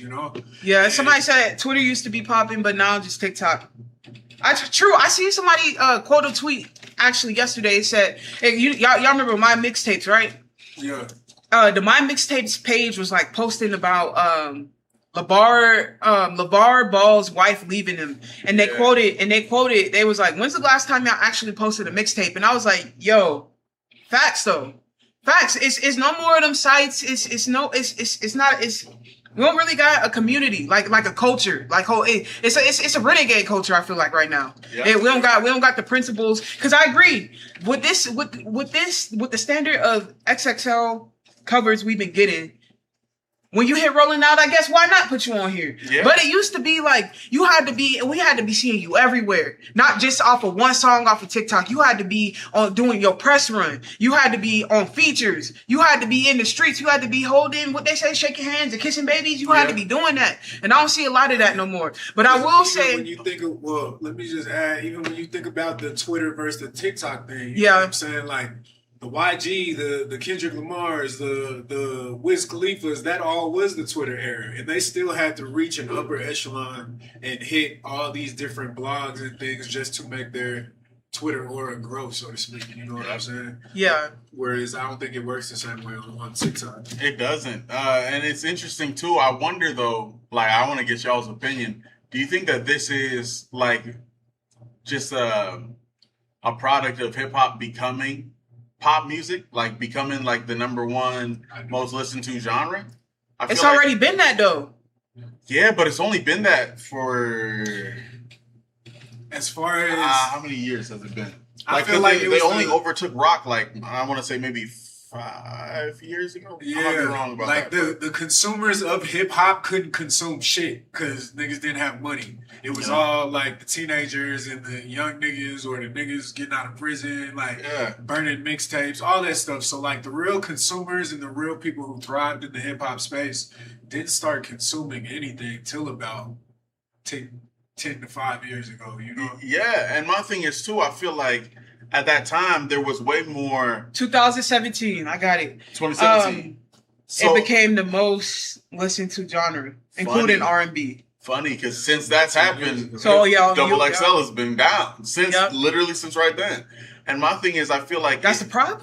Yeah, I see what I see what you're setting up. Because like to me, I feel like the hip hop listener changed. You know what I mean? Like there was a seeking out of hip hop before. Now we're just sort of sitting, because it's the pop thing, we're sitting back and letting the industry decide who we listen to. And like that's why Double XL is still relevant to a point, is because they're telling us who we should listen to. So occasionally people will check in with it.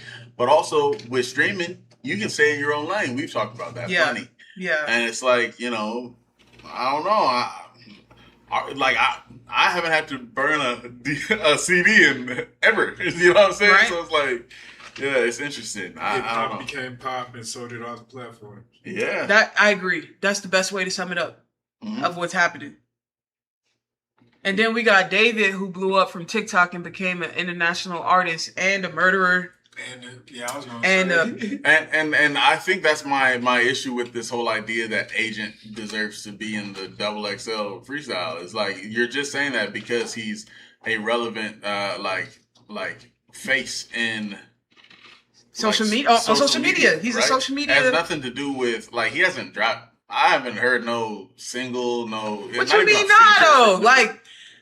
Where can we even consider him an artist to even be in this conversation? Like, you know what I mean? Like, dude said, "I like Agent Cypher." Good for you. Yeah. I honestly, I think the criteria for I'm pulling this up. XXL Hold used on. to be that you had to have an album. Right? Like, Yeah, at least that. I'm finna pull this up because you really driving it home, man. Let me see. I honestly thought A&P stopped doing their ciphers. I think we're all still talking about the same cipher. Right? Like, are we talking about That one that the they 20, did like with- what, 2025, 2024? Yeah, that one. I know you ain't talking about this old ass cipher. I'm telling you, that's why I was like, what are you talking about? That's why I was like, I haven't seen one in a while. Like, I just here. Let's you point us, educate us. Tell us why you think Agent. What up? What up?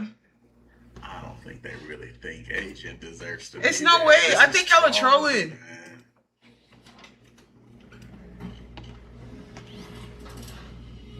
Okay, lyrics and delivery. Okay, all right. Let's Lyrics and delivery. He don't. Here we he go. doesn't even have a song out talking about lyrics and delivery.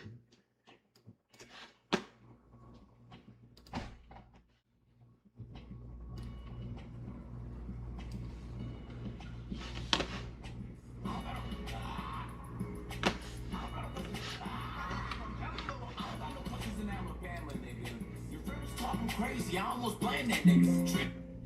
You're like some Kool-Aid, about to jam it in her. Special rock bottom, summer slam it in her. Beat a blind nigga ass, he ain't see it coming. Fuck a deaf nigga bitch, he hear her moaning. It's a good day. I snuck in a special ed class and got straight A's. Straight up to the penthouse, got kicked out in 6 days. Shitting on these niggas, get a bidet. 7 figures, 2 months, go a parade. Dick couldn't get hard, he thought I was gay. Okay, this is comedy for sure. This is comedy for sure. But to actually say you think he belongs on the XXL cover because it is wild to me. It's why, or is it just me? You know, I think they've got a point actually. Tell me. Hold on. Let me go to main look for this. Tell me. I think they have an honest point. I'm starting to see where they're going with this. They're really saying that because XL's quality has dropped. That's fair. So low. Okay, I see, because he said, yeah, he better than the first person. Well, I might have to get that to you. I don't even know who the first person is. That's the thing. I want to look this guy up. This is crazy. The standard for XXL is just, it's below the ground now. Like, in my opinion, I ain't trying to be too, you know what I'm saying? I don't want to be too hard, but okay, Chris Patrick. I want to hear the guy. They might as well just invite anyone instead of picking themselves. Oh, let's see. Let's see if they put the freestyle out. Actually, let's see. Oh yeah, where they do the little commercial Yeah. thing. Double. Okay. Look. Let's see. Okay, Is this the let's reveal see. or just? Yeah, revealed. It might be a little different than normal. Let's see. It means a lot to be a freshman in rap and everything. One of those things that validates the artist. Who's the hottest right now? I mean, you're doing something right. Freshman class, you're in the best of the best. Grew up watching this. I was a super fan. I've been watching every class since they've been coming out. Being a young artist, you grow up dreaming about this kind of opportunity. Leaving a statement as a newcomer. I draw from my life. Everything about me unique. Proof that you can create the life that you want. My city, my people, my peers. Right now, the world needs an underdog. Every single one of us is trying to get to something.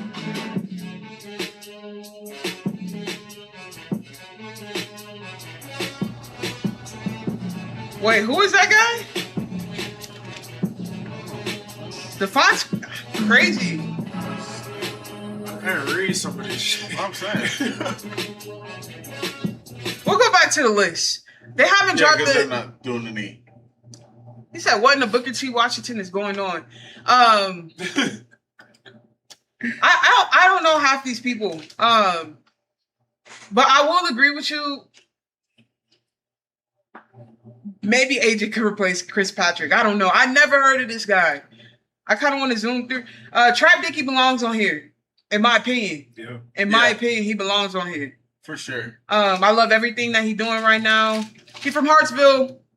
I really think you need to have dropped a project or an album to even be considered for this dish. Yeah. What's up? Welcome to the chat. I appreciate y'all. What was the name of tuning that in. first guy again? Chris. Chris Patrick. I'm a Trap Dickie stan, man. I just love between him, Belly Gang, Cushington, I love like just like that old school feeling of like the trap era, like the Gucci, you know, the Jeezy vibes, the Pee Wee Longway, like, you know, young school, like it just gives me that gritty like trap vibe, like, and I've been loving the visuals from Trap Dicky. Old school is so crazy. It's considered old school now. I remember when the stuff came. Right? I mean, bro, when I started listening to trap music, I was like 8 years old. So it's crazy. But I'm glad it's had a run. I'm glad that it still exists.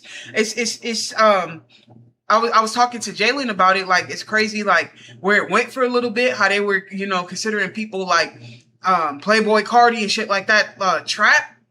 You know what I mean? Like, because of who they came up under and this, that, and the third. And I felt like we was just giving that away too loosely. But if I was to say artists, been trying to label Playboy Cardi, Young Thug, they've been trying to label that. Oh yeah, hip hop period for so long, where I don't feel like it ever was supposed to be labeled like any of that. You know, right?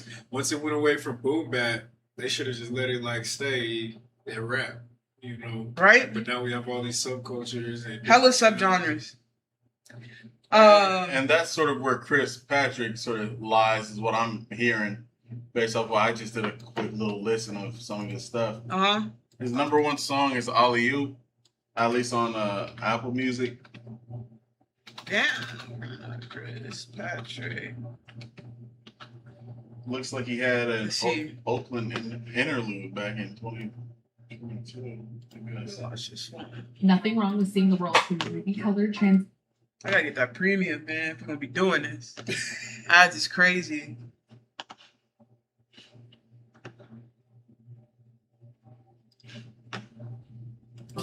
Hey, car got you on the side of the stove.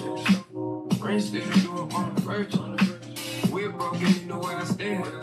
But I'm still finding ways to make it work. Praying that somebody out there praying for me, baby. I'm not gonna play it long because I don't want to get copyrighted, but so that's his vibe. It don't sound bad. I don't think it sounds bad. You know, but I mean, I just don't know him. Educated and not like one of the streamers just trying shit. I would say, yeah. I just think my issue is like I feel like some of these people need to put in more work, because if I'm going down this list, I'm like, I don't know you. Like, do you deserve to be on this cover? I don't care about the style of the music, but like, did you put in enough work to say? Because that's what I feel like the freshman cover used to be. Like, it was like, in 1 year, look at what you have accomplished. And that's not just, you know, going on performance platforms, but this is numbers your projects did. You know, people like, and that's why I think Hurricane Wisdom belongs on here. I think YK Niece, you know what I'm talking about? Hey, like, if people, you know what I'm saying? Like, if you don't got to stick where people can be like, yeah, this was a song of the year, or, yeah, this was a moment this year. Like, I don't, you know, I don't know no. Yeah, it was. You know, she also geeked up looking for a eater. Like, she just very like, I feel like she's good for female rap too, just because I feel like her hooks be catchy. She always got these catchphrases, and she walks in who she is. Like, you know, she went through that little drama with the other girl that she used to rap with, and never spoke bad on her. Just you know, I feel like she's just authentically her, and it's working for her. She kind of gives me like, she give me modern day the Brat vibes. Like, you know, like I'll get hard on it. I think the best way to say that. Like, I'll go hard on the beat, or I'm, you know, and I'll pop my shit, or, you know, I'm gonna give it to you sexually, whatever. You know, I just like that in female rap. I like when you're able to do both. We got Skrilla on here. He has to be on there. Yeah. Shades on Mambo with the glasses. Like, for 2026, like, shouldn't he have been 2025? No, he deserves to be on like maybe not 2026, but like 6, 7. But Chronically Online. Yeah. Yeah, it's okay. We all are. Yeah. But yeah, that's the only reason why he's on there right now. It's because he dropped that song. But that's what I'm saying. Another TikTok star. Damn, Squared Mo. You gotta let me know who you are. You a hater. I mean, you really feel that way? Another TikTok star. I feel like I heard you. You do? You feel that way? About Skrilla? Let me hear your reason. I feel like I didn't hear. I feel like he was just another like, you know, one of them like street rappers represent that neighborhood, and like you didn't really hear about him until the TikTok craze took off. And even then, like I haven't really heard nothing from him except for 6-7, and I don't even know if that's the name of the song. Yeah, well, it's called Doot Doot, but yeah. 6-7. You know what? I guess. I feel like and so like if we're, I mean, honestly, comparing him to like Agent Zero, I feel like they probably got the same amount of quotables, the same amount of like, you know. Squareball said, "Never heard anyone say play Skrilla." That's fair. All right, man. You know. Yeah. If anything, I've you heard got more it. You got that one. You got that one. I've heard more folks say turn them on.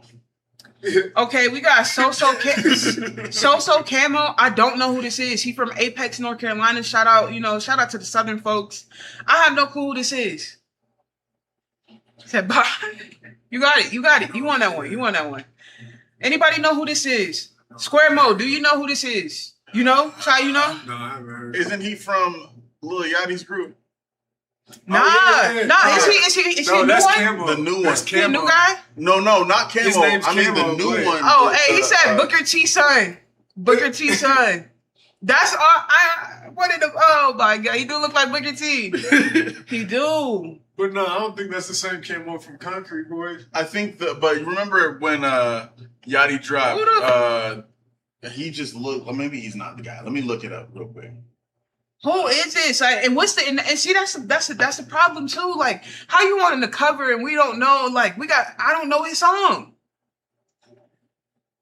What's with these artists from North Carolina, South Carolina? Look, it's about time. That's the hotbed for rap right now, and I feel like rap always does. It is have four like of them.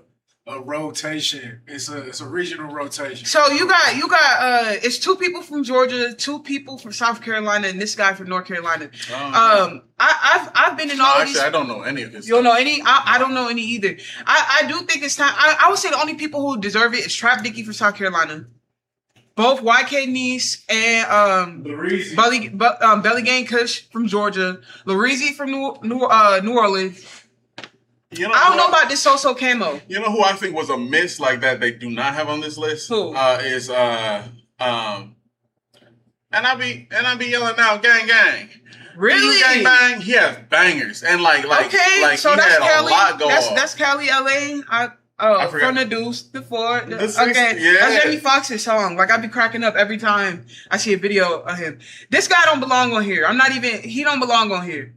Okay, I'm gonna wait for Ty to get back. Those last 2, I don't know. But I'm gonna wait for. I know Miles, right? Oh, So do? he do Christian hip hop. He from the Bay. Okay. Hey, he got a song with E40.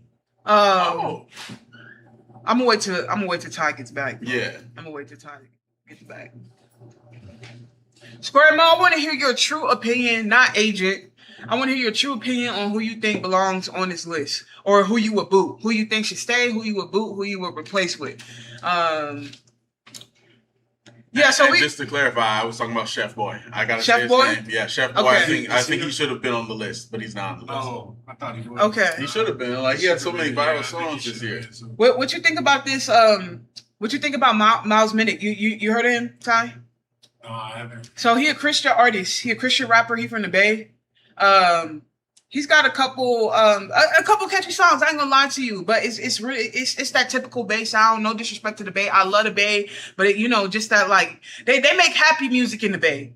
Yeah, they do. They make either P music or happy music, and he making happy.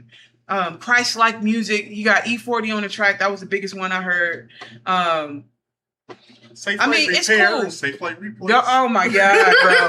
Hey, it's 40 Water. 40 Water, man. He been doing this thing since really Cadillacs and snapbacks. I think he said. They said. I think if we don't know the name of an artist besides like the 20-second TikTok chorus, that shouldn't be on XL. You're right. So Skrilla got to go. DJ Drama, what the fuck? What the fuck? Whoa. Wow. Is that what we're doing? Why he on here? He the Cypher DJ, He's got to be the Cypher DJ. but in the same, he shouldn't be it. He shouldn't be it. DJ Drama been around for decades. And he's been a Cypher DJ multiple years. And his DJing has not been it. Like and we talking DJ and we talking TikTok and shit. New on. You know how many DJs on TikTok? They can't see the website. My bad. Hold on. You know how many TikTok DJs there are that could have been in his place? They got DJ Drama as a Cypher DJ, and I don't think he should be the Cypher DJ. It's gonna be another Kodak moment. Put on this little sorry ass beat. It's gonna be like that. You know, it's not gonna fit half the folks spitting on there. But okay, they got the Cypher. They got the Cypher. Let's see. Let me mute this. Let's see what it's on. Is this a Cypher? Are they rapping? Oh, it's that same video. Why they say watch here? When's the Cypher dropping? Okay, whatever. That's a rough list, though. I feel like we skipped over because Hurricane Wisdom's on here, and I think he deserves to be on. Okay, yeah, Hurricane Wisdom. I think he deserves to be on here.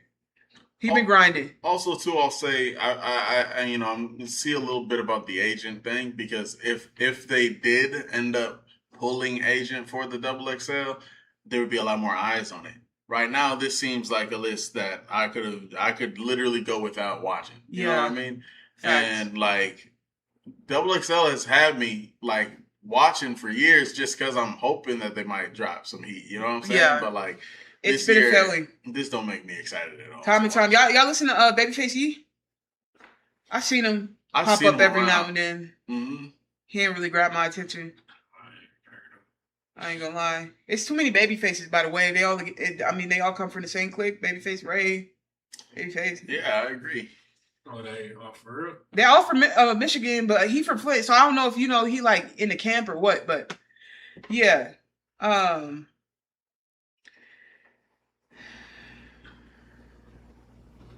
me see. 1, 2, 3, 4, 5 people. 5 people out of this list out of 12. Hey, you getting the shout out. So you can spit better than hey, Trump. Man, I don't spit, but I feel like I could make some harder beats than I feel like she's been on lately. I don't know. I appreciate the follow, by the way. I appreciate the follow. We're going to be doing this more often. Yeah.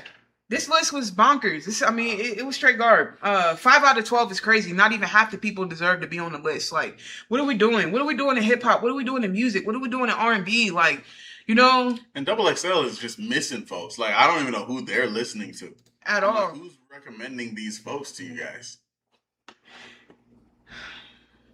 I also think it was a poor decision for them not to drop the Cypher at the same time they dropped the list. Like, the list is already garbage. You got to at least give me a reason to check out the Cypher because you had Watch Now at the bottom and I click Watch Now and it's not the actual Cypher. Now you're expecting people to go back and watch this subpar Cypher. Not even at the same time you drop the subpar list. Like, come on. See, but they're not trying to... I don't know if XXL realizes how far in the trash they are right now. Like they're almost acting oblivious. Because my thing is like exactly what you said. We see the list, we immediately want to be like, why are they even on the list? And that's when we would click on the Cypher to find out. Yeah. But they've literally been doing the exact same template for how they drop for this whole time. You know what I mean? They drop the list of people trying to get folks hype. Yeah. And then okay, we'll drop the Cypher. And now too, they're not even dropping the full Cypher. They're dropping the Cypher in pieces. And so it's like, we're going to show a little sample of what they're about to spit. We show half of them spitting, and then we're going to show the second half of them spitting. And it's like, no, people are not that interested in it anymore. Right. They got to change the way that they drop.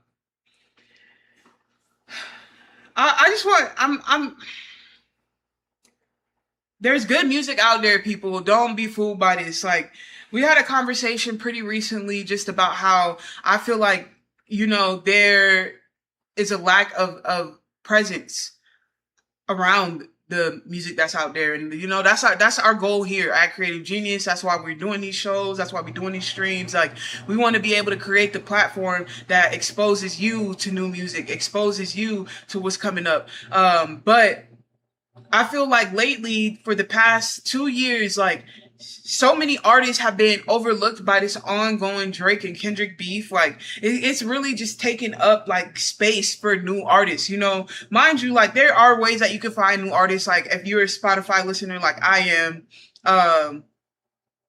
oh, that's a great topic. Like, we're gonna hit that. And if you're a Spotify listener, like I am, like, you can, you know, you have New Music Friday. You got different playlists where they, you know, kind of try to put some people in, but even there's politics in that. I remember there was a time where you would look for, I would go on XXL to look for new music. I would go, you know, you had The Source. You had, which was really big for my childhood, World Star Hip Hop, which, you know, where you could not only find your ratchet videos, but you could also find new music. A lot of the music that we have time stamped or stamped classic was debuted on World Star Hip Hop. I remember some of my first feature videos was a World Star debut, you know? We don't have that anymore. We're trying to bring that back, but I do feel like that's why we're getting these lackluster lists, because we just don't have that anymore. For real, W World Star, we trying to bring that back. Okay, let's hit some of your topics. We should talk about U.S. music versus UK music. Let's talk about it. You uploaded 4 videos from there onto YouTube and got paid? Damn. Okay, give me game. Put the sauce out. But let's talk about it. Let's talk about how come not many UK artists, you know, translate over to the US. Who would like to start? Who wanna, you know, give us their opinion on this topic right here? You want to talk about it? Because we got the chat talking, man. Let's go. Like UK, like crossing over here, or us crossing over there. What was UK crossing into the US? Yeah. Why does it, you know, as much UK rap, or are we talking rap or music in general? I think they're talking rap. I mean, I can hardly get through a conversation with like an English person. So, like, when it comes to like listening to the accent and the music, like, I can't do it. But then you listen to the singers. Like, my favorite singer is Nao, and she from the UK. You know, like Adele. Still listen to Adele for me. Yes. You know, like the Sirens. I think the group Sirens. They like the new Destiny Child. They from the UK. You know, Georgia Smith, yeah. It's like all that music I love, because you can't hear the accent. But if I could hear the accent, I probably would listen to any of it, to be honest. You know what? And he did that is true. He said U.S. music is everywhere. That's true. It's the standard. But I think I would agree with that. I think it's easier to digest singers from the UK than it is rappers. Partially because, for me, a little bit of it is the accent. Not all of it, because it's some stuff I do like, but I just feel like we already got it here. He said, "Hey, Ty, the chat said you're the type not to watch Top Boy because of an accent." No, I watched all the Top Boy, and it was hard, but the storyline, you know what I'm saying? I respect art, but at the same time, I'm not about to like irritate myself to try to understand your art. Like, Top Boy resonated with a lot of the U.S. stories, a lot of my own life stories, you know? Mm-hmm. So there's things, and even like Central C, like with his funny bars and stuff, you can listen to some of his music. I think he was the one who did like the Aaliyah samples and stuff, did the Ashanti samples, all that stuff. So like, he made the music relatable for it to come over here and be digestible. But like, if you just like, what's those name? Gigs or that I can't even think of the. I truly don't even know a lot. Yeah. There's a few. What I've heard from UK rap, right? Like, and you know, educate me. But when I first got onto UK rap, I'm gonna tell you who put me onto it. Drake. I started listening to more people, right? And there was an argument at one point of like, who's like, oh, like the US stole like drill rap from the UK, which is not true. Drill rap came from Chicago. Then from Chicago, to me, it went to New York. And then everybody else, Philly started putting their own swing on it. Who else? Baltimore. And then I heard about UK drill. I don't, that's all I know in the rap scene. That's all I know in the rap scene from the UK as well. I don't know just like any like non-drill rap artists. I feel like they all do drill and we already have that here in America. So that we need different type of music from y'all. I feel like that was the thing too. And I honestly don't know because I can say me, I feel like I remember hearing UK drill before Chicago drill, but the definitions were so different. And like drill music for Chicago, like running the drill in Chicago really meant like you get in the car with your niggas and guns, y'all about to take somebody out. So they made music to soundtrack that, and that's why I got called drill. But like I have no idea why they call UK drill music drill. Especially when they so don't drill have rap. guns. I'm gonna give you the origins, right? It says drill rap was pioneered in the early 2010s in the south side of Chicago by a rapper named Pac-Man.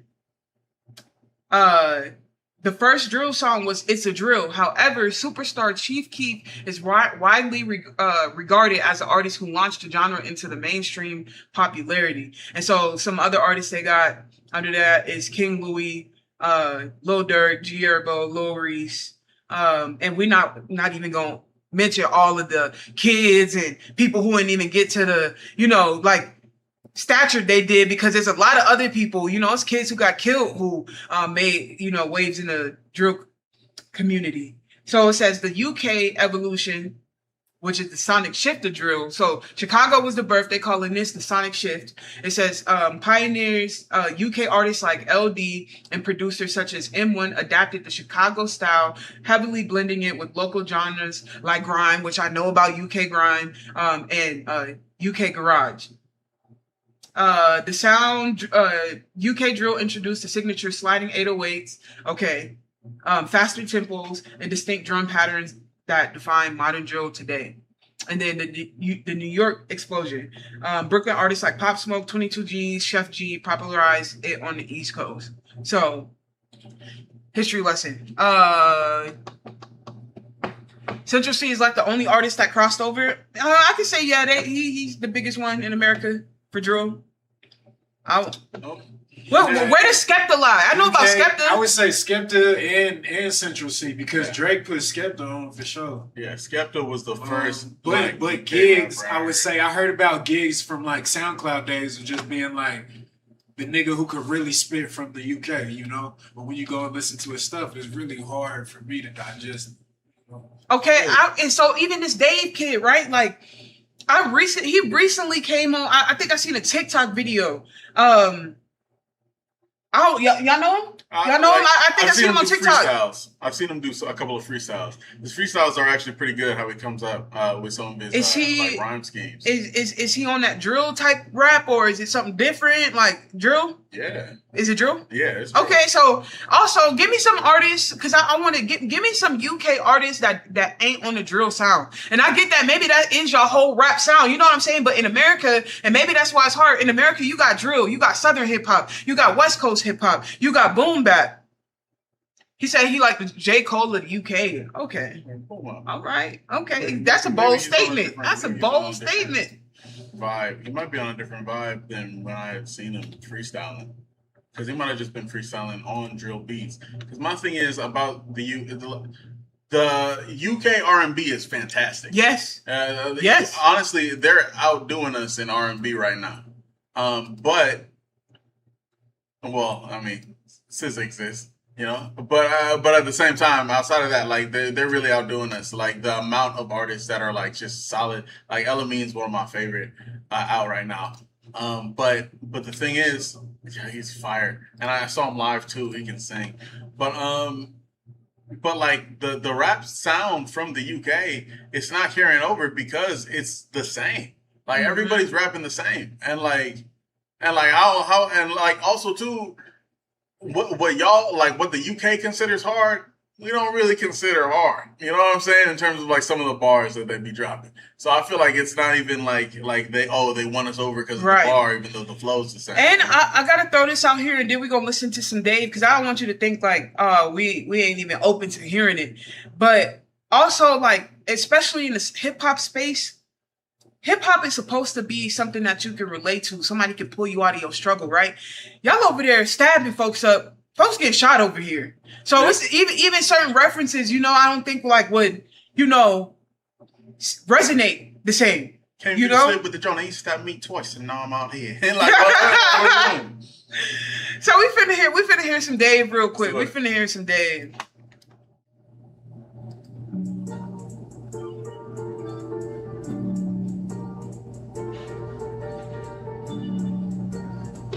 There's that drill. Jordan 4s or Jordan 1s, Rolexes got more than one. My AP costs 31 millimeters, 41. Stick, him up with a stick. You do the shorter one. You can't short me one. In a club with the shortest one. Lighty, the shortest one. On my mind, Georgia one. I gotta stop it at 30 seconds so we don't get copyrighted. But thoughts off that little 30-second preview? I liked it. Yeah. But it's what we've been hearing, you know? Yeah. It's just another drill song to me. Yeah. You know? And there are plenty of drill songs that I think are hard. You know what I'm saying? That'll even end up in my playlist at times. The So J. Cole of the UK is crazy though. Yeah, that's absurd. No way. That's absurd. No way. It's like, it reminds me. Hold on. Let me go main look. It reminds me of just like another, like a trap, like when you just scroll on social media and you find a dope trap nigga who done said some clever bars. You're like, damn, this is dope, but you don't really make you want to go like explore their catalog, you know? And I feel like that's the same way. Like the same way I see that type of music is how I see the UK music. It's like every time I hear it, it just all sounds very much the same. I'm trying to find like a bar that. Okay, he gave a specific song recommendation. So this better sound like J. Cole. Featuring Burna Boy. That's the one I'm going with. That's all I see. Yeah, I gotta be. It's like 6 years old. Summer Walker. No free promo. Summer Walker. Unless you want to come down to the show. Right. Come on through. Okay. Let's see what we got.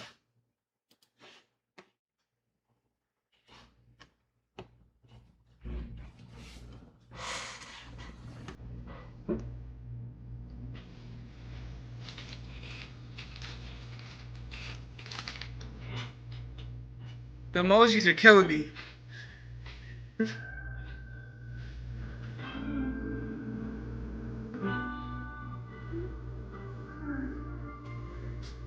I already like this better.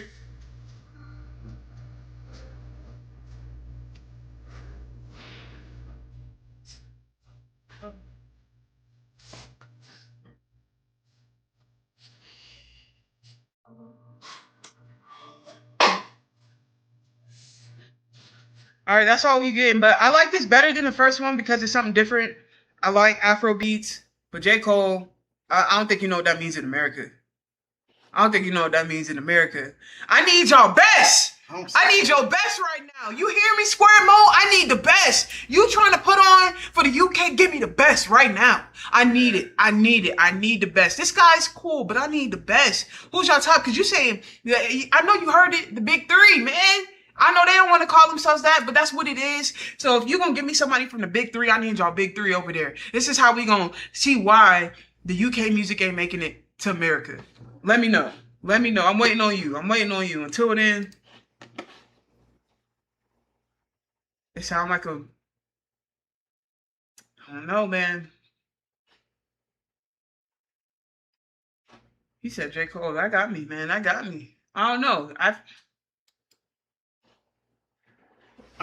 He said J. Cole. He said J. Cole. You know how many verses, features, solo songs J. Cole got that are untouchable? He said I'm not a UK representative. All right, then maybe I'm putting too much pressure on you. But I think, just for real, to be honest, why the music don't cross over is because of that. I think a lot of people big up him, right? And I like this Dave guy. Don't get me wrong. I'm probably gonna listen to more of his music later off stream. But I wouldn't put him like, I put him in like, I think just like the same category I put my Afrobeat artists in. You know what I mean? Like something I just want to vibe to on a ride home late night, or I just need to decompress. But as far as like J. Cole, like that's a On the night I was born, rain was pouring, God was crying. Right. You know what I'm saying? Right. Like, right. Man, what are you talking about? I do want to know who's hard though. I do like new music. Like put us on. Like, I wanna know. I'm not open. I'm not closed off to it, but like I want heat, like, because everything we hear that comes on our feeds or tries to get over to America, it's the UK drill, and we already got a lot of drill over here, so I think that lane's full. So R&B artists are killing it over there though. I love y'all sing with no accents, it's amazing. Like y'all be acting with no accents, it's amazing. We don't hate y'all over here, I promise that. I just think this is the birthplace of rap, so it's hard to like accept somebody, that's what I really think that's what it is. Like we got so much music here already, like. And actually, to make a different perspective on it, because we do have Central C, we do have Skrilla, but I do think that there's something special about Central C specifically that he brings to the table, and that's just the personality around him. Like to me, my issue with like, because I actually do like I mess with UK drill pretty heavy, but at the same time, like it's just a song. Like they're giving us songs. But like them as personalities, we don't really get too in tune with over here. The only one that so far is Central C, and I really want to say that's because of probably. Did he have a Drake feature? He had the Drake on the radar. I was gonna say like that went hard. And he followed up with the Lil Baby feature. And like what? Right. And you could kind of argue he a TikTok person too, because what made him kind of pop off is like how can I be homophobic? Nah, that's right. You know what I mean? Yeah. Like that was like the first thing that kind of got him over here, and then like shortly after Drake they hopped on the radar and was like, yo, like Drake, and I actually fucked with that shit they did on the radar. But yeah. And then that gave him enough to actually build a personality out here. I think that the rest of these UK artists just aren't doing enough with their brand to really like make us actually buy in fully. It's like between Central C and that dude who did Man's Not Hot. Oh yeah, it's like personality wise, like I don't really see him around. You feel me? So that's my only thing. And it's like, yeah, it's one thing to just have a hot song, but like if you really want to cross over fully, there's got to be a reason for people to buy in. Right, man. Okay.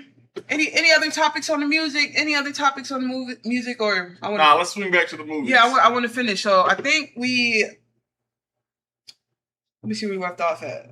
I think it was number 13. Okay, almost number 13. We almost in the top 10. So we're gonna go here. At number 13, we got Dreamgirls, 2006, starring Beyonce, Jamie Foxx, Eddie Murphy, Jennifer Hudson. Dreamgirls is too important to too many black folks to not be on the list. I am happy that it's not top 10 because I don't think it's the top 10. Yeah. But here's the artist Central C cosign 31 Legendary. All right, we're going to check this out, but let us finish hitting this topic first. So, I think Dreamgirls, belongs on here. Mm-hmm. It's iconic. What you think, Ty? Yeah, I think it's the closest thing female version of like the 5 R&Bs. Yeah. Mm-hmm. Mm-hmm. And honestly, I feel like the female musicians, like from that era, they deserve more than just the one movie. But I don't know. I'm hoping to see the Tina Turner story on here too. Yeah.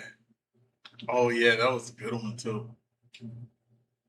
I feel like we do need more biopics of our like the women that came up. I remember that one about Roxanne. That was, oh man, hold on. The one that was on Netflix? Was it on Netflix? It might have been, yeah. But that was a good biopic too. But we don't have that many. Coming in at number 12, Training Day, 2001, starring Denzel Washington, Ethan Hawke, Scott Glenn. Number 12. I feel like if that came out nowadays, it wouldn't be a black movie.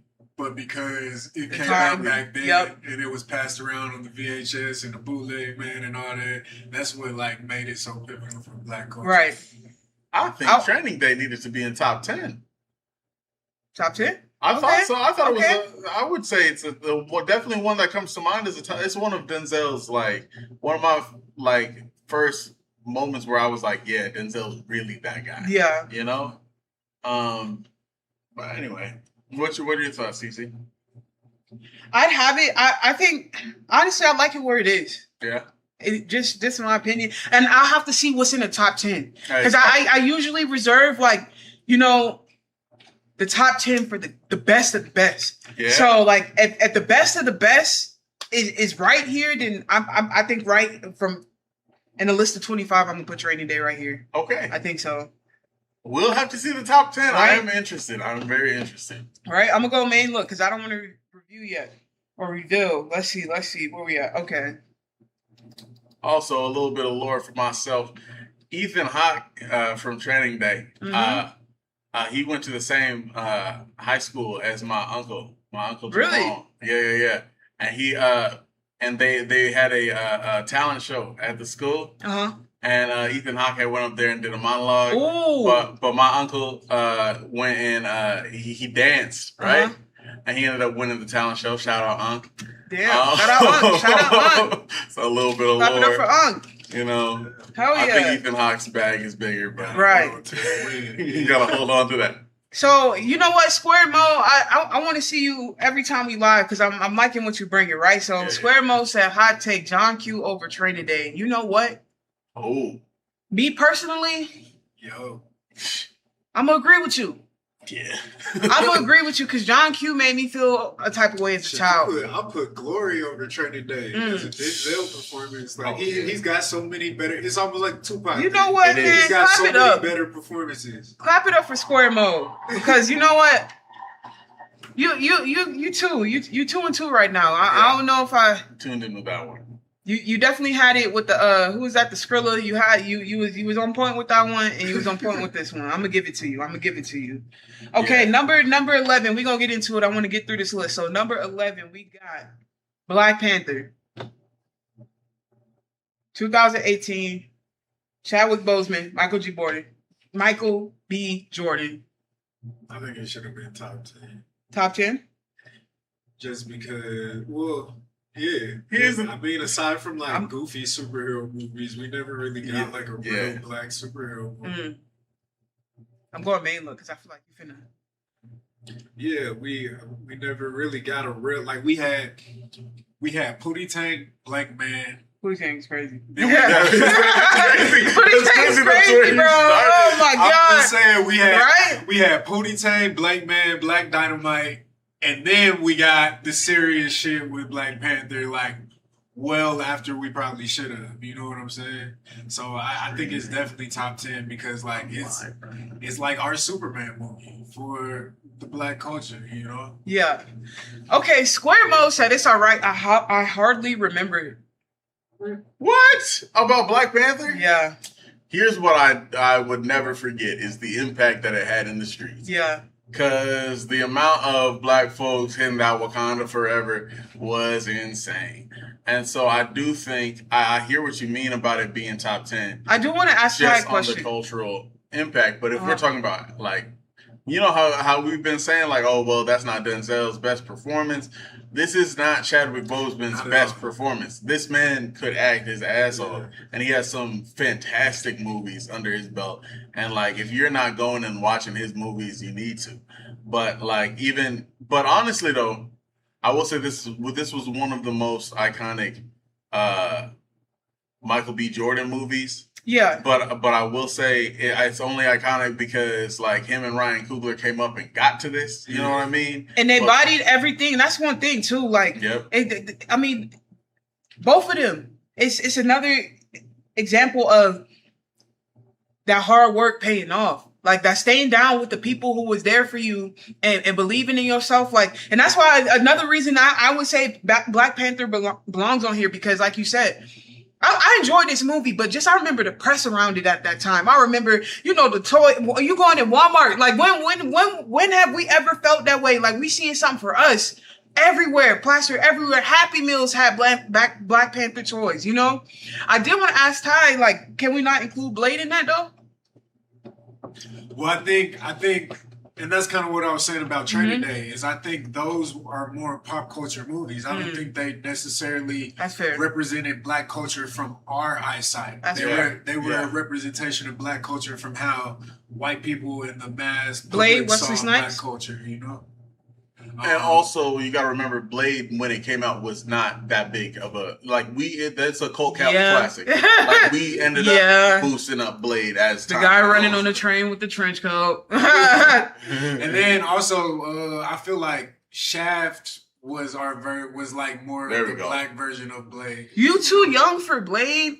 Look, you can never be too old or too young for Marvel, okay? Like that's true. I'm one of the biggest Marvel fans right now. I'm gonna tell you, go to the beginning. Go to the beginning. Whether you want to start with movies or comics, right? I'll argue like DC got some better lores, and then you know, but go check it out. It's like history coming into man. It's history coming into your modern. Like, you know, I'm too young for it technically because it came out before the comics, man. Before we all was alive in here, but it's carrying through time well, in my opinion. Disney kind of some stuff, but I'll give you some like, you know, some credit for it, because my thing is like some people cannot get into older comics and movies. Yeah, right? They got comics and movies. It's a whole thing. Go play Marvel Rivals. You might see me do that sometime, you know. But it's a whole empire. It's a whole empire. But they got movies and comics. Like if you want the real lore of each character, you need to check out the comics, because there's some in the movies. Like you'll watch a movie and be like, damn, who's this character? Where they from? They might be a side character from a whole nother thing that's not even produced yet. So that's why I say you kind of got to pay attention to both. Like if you really want to become a fan, but like it's important. Yeah. First you're hearing about it, man, it's crazy. But anyway, I want to go back. I brought up Blade because we were talking about Black superheroes, and I do see Ty's point. Like Black Panther was kind of one for the culture for sure. Blade was like for everybody. Like, you know, it was. But and then I think even like, speaking of, you know, like, I feel like Ryan Reynolds, Deadpool, motherfucker. He kind of stole the show in the last Blade. And this generation really remembers that part of Blade before they remember Wesley Snipes, you know? Exactly. That did get me, that did have me wondering, like how why are we making Deadpool so, like, you know, like, why are we giving him all of this fame and glory right now? Like, Deadpool's cool, but like, nah, they did hype him up when Ryan Reynolds got casted as Deadpool. Like, I'm like, yo, I don't remember Deadpool being this popular, but okay. Yeah, nah, but it's funny because like Stan Lee, you know, he talks about like the way he was working with certain characters. Yeah. Like when he was designing Nick Fury, he had like Samuel Jackson in mind when he was designing it. So for him to play that character, it made sense. Deadpool is actually the same thing with Ryan Reynolds. He was watching Ryan Reynolds' old movies and hearing him being all witty and all this stuff, and he ended up sort of basing the character sort of around him. So for him, like, Ryan Reynolds was the only person to play Deadpool, and he plays it well. Like, he do, but even the character arc between him and Hugh Jackman, you know, I'm not gonna lie, that movie actually had me laughing in the theater. I haven't like laughed that hard in a minute. But have you seen the Wolverine, the actual original story, where he was like the general's son, and then he got Yes, I have, man. Yes, I have. He didn't say shit the whole movie, but he was still just as funny. Yes. All right, we in the top 10 now. We are top 10. So at number 10, we got The Best Man. Oh, that's a banger. It is. Taye Diggs, Leon, Morris Chestnut. This movie froze my heart, man. I ain't got this. This caused so much distrust in my perspective of relationships. My mama had this on VHS and DVD. Like, that's how much. I'm like, I remember asking her, I'm like, why do you need both? Like, you know, like, she's just like, this is my movie. I'm like, okay, all right. I'm not gonna lie, this is definitely top 10. This is Definitely top 10. Yeah, I agree. culturally, like I mean, man. Man, and look Terrence at all the Howard, actors we had in that. Right? Every single one of them had a career. Every single one. Every single one. But that's back to that point of just like the older movies, you see like a lot of black stars because the ego wasn't as big, you know? Yeah, so true. And everyone was trying to get the bag, you know? Everyone was needing the opportunity, so everybody was in it. First one.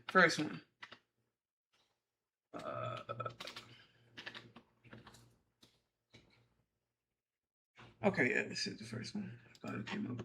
Okay, Menace to Society, number 9. Yeah, I mean, that's an iconic title. Tyron Turner, Come on now. Lorenz Tate, Jun Kyoto Wu. Yeah. I mean, yeah, I feel like this is the one that people remember, but honestly, I feel like it was just like almost like a remake of South Central. But this is a lot of people don't remember South Central because it came out in the 80s, and then this one came out in the 90s. You know? Yeah, I didn't see South Central, but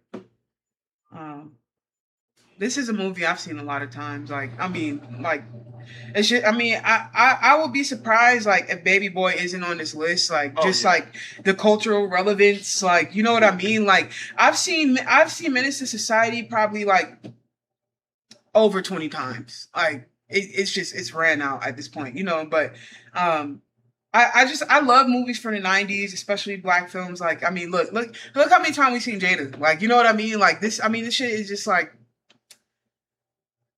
it's like a market history. You know, I'll be surprised if Friday Night on there. We finna get into it, but these actors have had, you know, these are their foundations, and it's cool to see. It's cool to see where we are here in 2016, even though, like, I just see some shit about Jada that I'm not gonna bring up because I'm tired of that shit too. But you know, I miss this Jada. But anyway, let's continue on. Oh, coming in at number 8.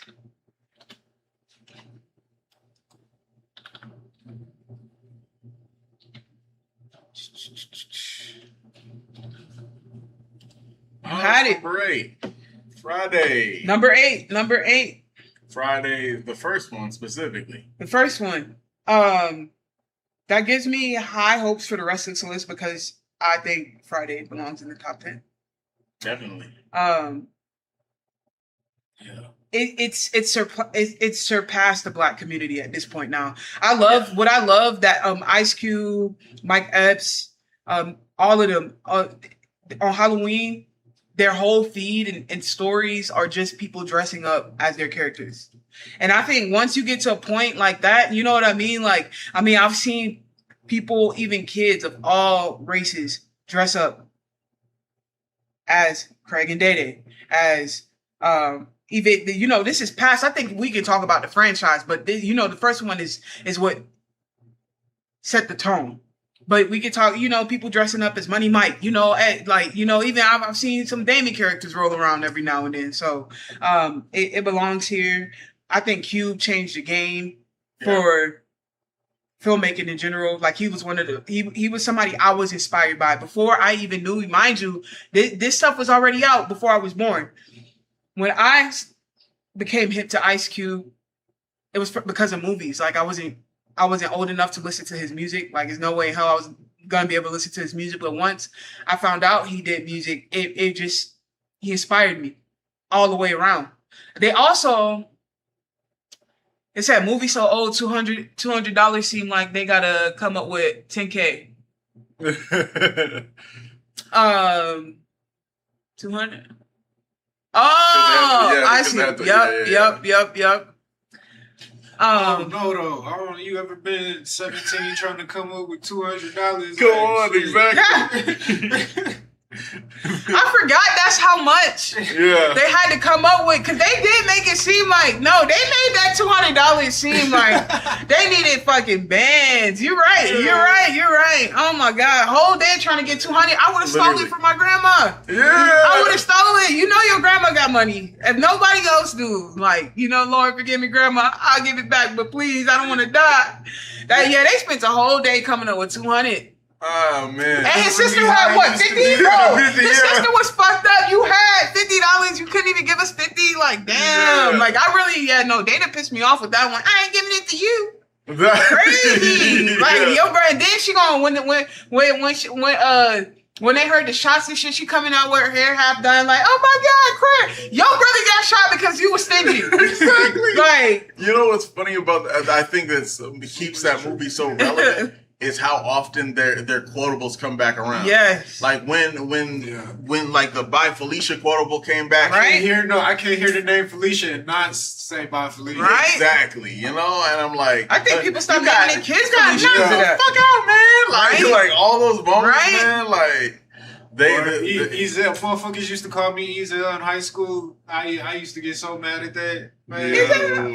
Smoking back in, taking a shit. Yeah. But I swear I said it so many times. That's so much. Oh, man. I ain't gonna tell nobody else, though. Right? Eating up bowl of food. The cornbread. Man, recipes genre with this one, man. I still don't hit. Okay, number seven. Boom. Coming to America, 1988. Another one that crossed over. It did.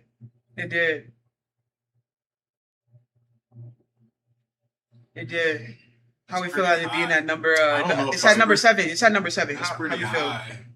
Number 7? Yeah. Square Mode, if you were here, you know about Coming to America. Does it deserve a place in the top 10 at number 7 for best black films of all time? Y'all gotta remember who Eddie Murphy was at the time. You know what I mean? Chocolate Drop. Like Under Chocolate Drop. That was the band name. Yeah, I watched it on BET a lot of times. Yeah. Yeah. You know, my thing is like I do think that Friday and Coming to America should switch spots. Just because I feel Friday like at 7 and Coming to America 8. Yeah. Okay. Only because now if you ask my parents, they would say Coming to America is Friday. I feel like our OGs would all say that. Yeah, but to me, I feel like Friday is sort of like stood the test of time a little stronger than Coming to America did. Especially with the quotables and like the comedy aspect and stuff like that. But I do like you just had to know who Eddie Murphy was at that time. You know what I mean? Like there was nobody bigger than Eddie. So it's like this movie was pivotal, you know? I like Coming to America better as an immigrant. Okay. That's a whole different market we didn't even think about, or at least I didn't think about, like how immigrants perceived it. I like it. It is top 10. It's top 10. I'm having a hard time on where I want to place it. I have to see the full. I'm a place Friday over it. I'm a place Friday over it, but it belongs in the top 10. Yeah. It belongs in the top 10. Maybe would y'all put no? Yeah, I think so. Right now we got Best Man, Menace to Society, Friday, Coming to America. I think for me, I would put it at number 9, honestly. Yeah, I would put Menace to Society above it for sure. Yeah. Best Man above it. Damn, so you would put it right at 10, top 10. Yeah. What about you? You say 8? I definitely think Friday needs to be moved up. Yeah. I think Best Man could move up for sure. I don't know. I think I would just swap those two. I don't know exactly what their criteria was to put Menace to Society where they did. But I know for me, when it comes to how it transitioned into also white appeal. Yeah. Especially over time, because it started out solely like a black movie and then turned into something that white folks, were just as excited about. Uh-huh. Friday and Coming to America had that, and that's why I would just swap them. Which Square Mode said reminds me of the MJ music video sometime. I get it. Talking about Remember the Time? Oh. Yeah. Yep. Yep. Okay, boom. Let's go. So we are at number 6. Actually, you know what? I recently seen this for the first time. I ain't gonna hold you.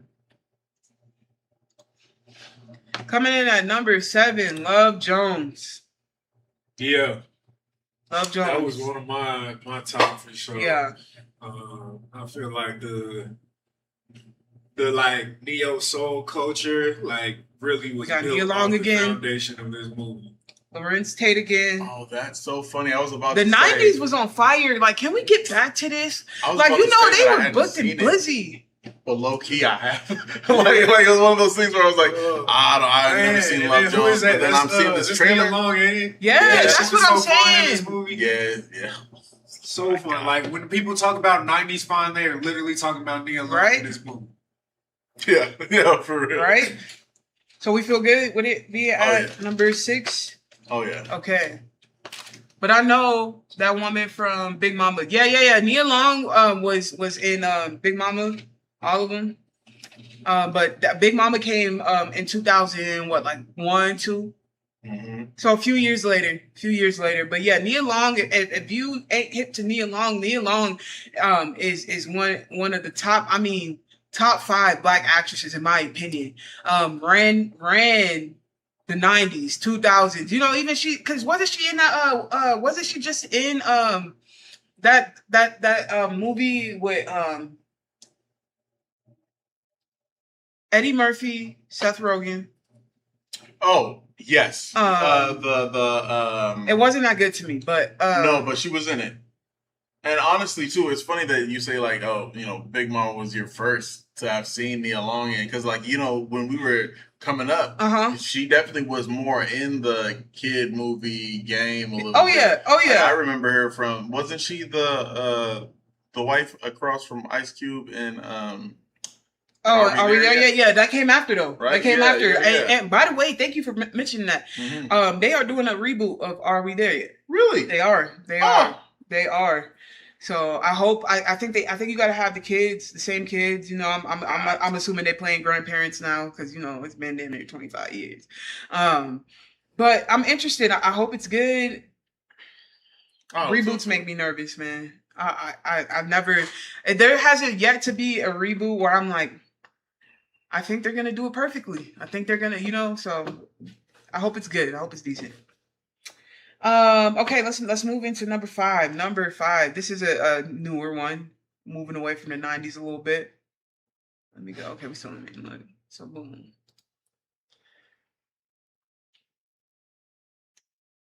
Big Mama's House, right? I'm gonna also say this too, because I think that was honestly my first. I just can't, and I can't help but just big up how everybody stuck together, because Big Mama's House was also, I think, my first encounter with Terrence Howard, and I was really afraid of that man for a while. Yeah. And then I think the second thing, like before I started going back, the second thing I saw him in was Hustle and Flow, and I'm like, yo, he mean, like, you know what I mean, like. And then I started seeing other stuff, but like that scene in Big Mama, I was scared. I'm like, that's his dad? I would want to go with him either. You know what I mean? Like, yeah. Terrence Howard, man, like he plays mean so well. We about to pull a website up right now. You know what I'm saying? Like, man, but I like to do a review. You know, his first role that I remember was Spaceman from damn, what's the Sunset? Wow. Yo. Okay, this is this list is crazy, but this is number 5, right? This is number 5. I'm finna bring up number 5. Moonlight. I saw this on the plane. I ain't gonna lie, this did make me cry. Again, I feel like it's sort of unfair to have some of these movies in here because of like they're not considered Black movies. Right. Like I wouldn't consider this a Black movie. This is just a good movie. Yeah. And Mahershala Ali. Yeah. Is incredible. Yep. 2-time Oscar winner. You never seen Moonlight? Moonlight. I don't want to ruin it because, like, if I tell you what it is, but you just need to see it. You got to see it. Gotta watch it. My first time seeing it was on the plane. It's better than Rwanda Hotel. What is that movie? Hotel Rwanda? Yeah, Hotel Rwanda. Here's what I have to say about this movie, right? I see why they put this movie on here, right? This movie it has black stars, right? That's number one. But also, I feel like this might be the first time black people have done this on this level, in my opinion. Like 2016, like I don't know no movie. You know what I'm saying? Okay, going down, you can kind of see. We got the preview on. You can see where it's going. I never seen something like this before. Seeing this movie. So I guess maybe that's why, but I think it's crazy to put them in the top 10. But I think they could have them up there for innovation, black innovation. Like not, you know what I'm saying? You seen the movie, so if you get what I'm saying, like a male in this role, like, you know what I'm saying? Like, I would even argue, that movie that y'all told me about with Wesley Snipes could be on here because that might have been I never seen nothing like that before. Yeah. The thing is, you asked if it was better than Hotel Rwanda. Yes. Yeah.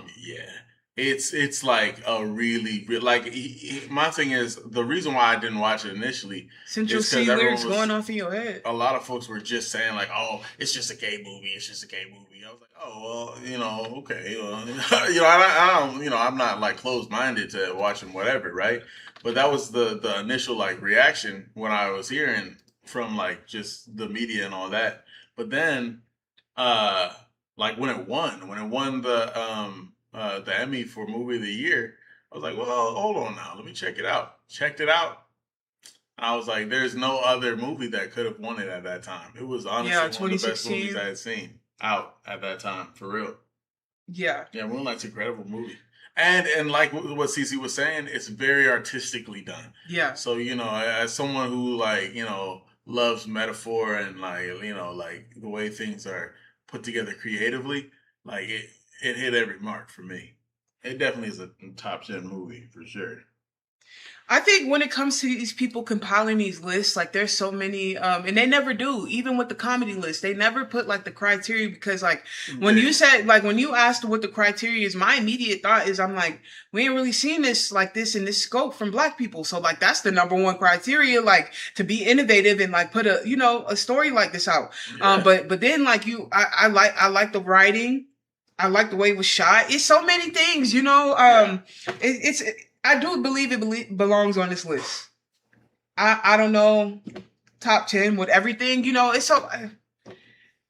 I like it. I just think it's so different than it is. That's why I'm struggling. I'm struggling to place it because that's why I'm like, man, I feel like it needs to be on a different list, But at the same time, it is really good. I'm not gonna take it. It's really good, and I'm proud that this is because I do consider it a black movie. It's a mainly black cast.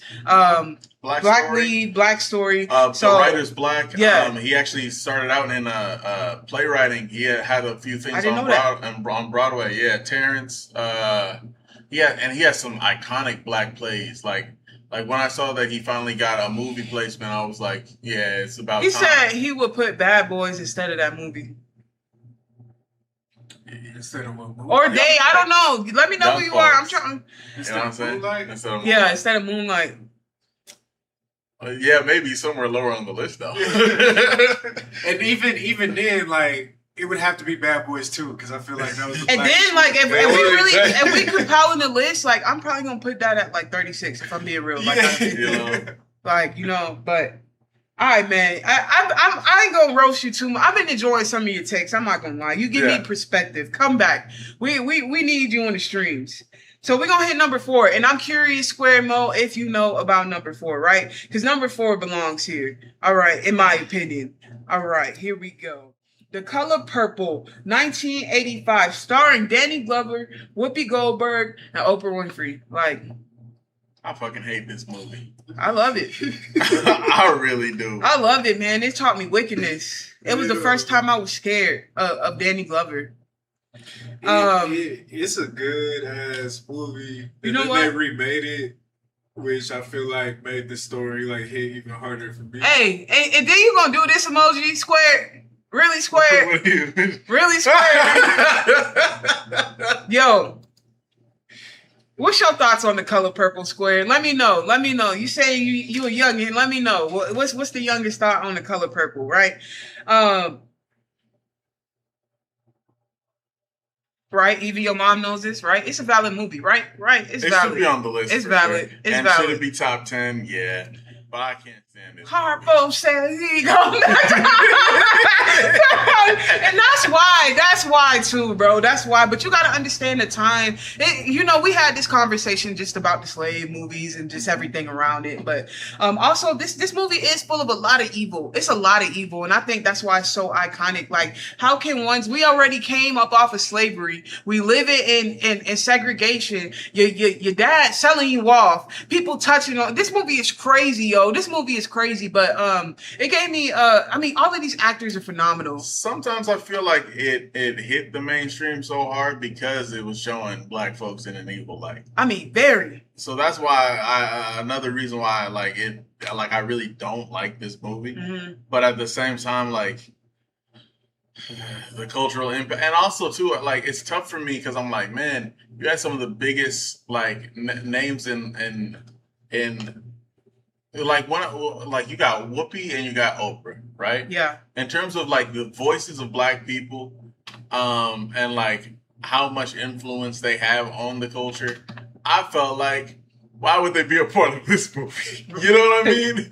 But it's not. But then again, like, at the same time, like, I get it from a cultural aspect. It definitely, culturally speaking, belongs in like the top 10. It does. And I know, like, it's wicked. It's wicked as hell, but I think I can see how somebody like that, how, especially somebody like Oprah, like, I feel like Oprah's intelligent. I feel like Whoopi's intelligent. And I think it's like Precious. You could say the same thing about Precious. Yeah. But Precious to me, it's like, it's got a, actually, wait, Precious wasn't on this list at all, huh? No. Damn. Well, I mean, like, I don't know if I put it over any of the, maybe Precious was good. Ones, but Precious was good, and also it to me it spoke on a completely different thing that like any other black movie really talks about, with specifically around weight and like how we like look at it and all these things, right? I don't know if there's any other movies that have really touched on that, and to me, I'd rather watch a more empowering slave movie than The Color Purple if I'm gonna watch anything around that era. But that's just me. Big Mama, it seems like you like that movie, but it's not in the same category. Nowhere near. But a good movie, one of my childhood faves, got it on VHS DVD, but not in the same category. Damn. You want Big Mama on this list, man?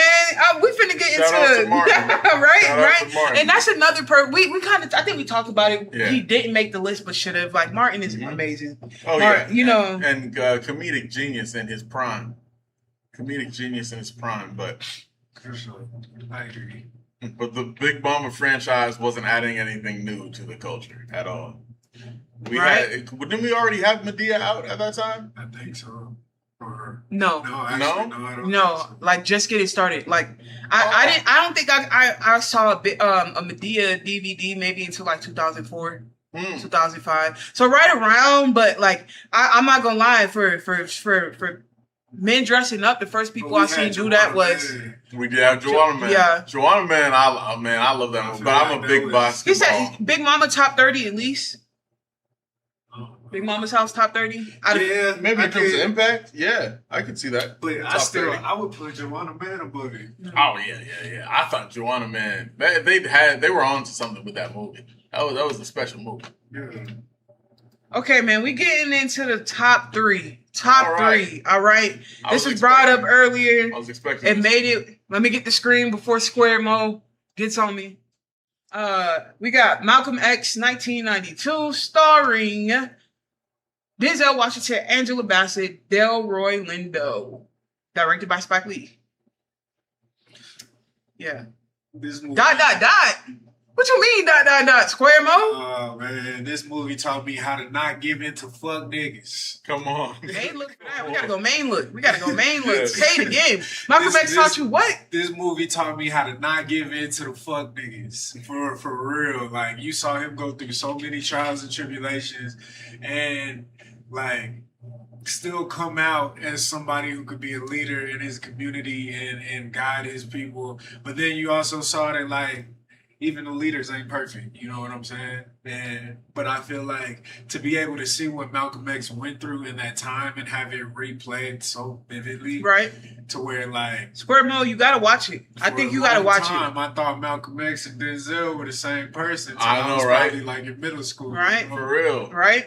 Denzel, that was one of Denzel's best acted like parts of all time. Like he completely melded into the character of Malcolm X, and it really was one of those things where I was like, oh wait, that's not what Malcolm looked like for real. You know what I'm saying? Right. Like it was different, but like the movie was just good. It was a good movie. Like that, Spike Lee directed the mess out of that movie.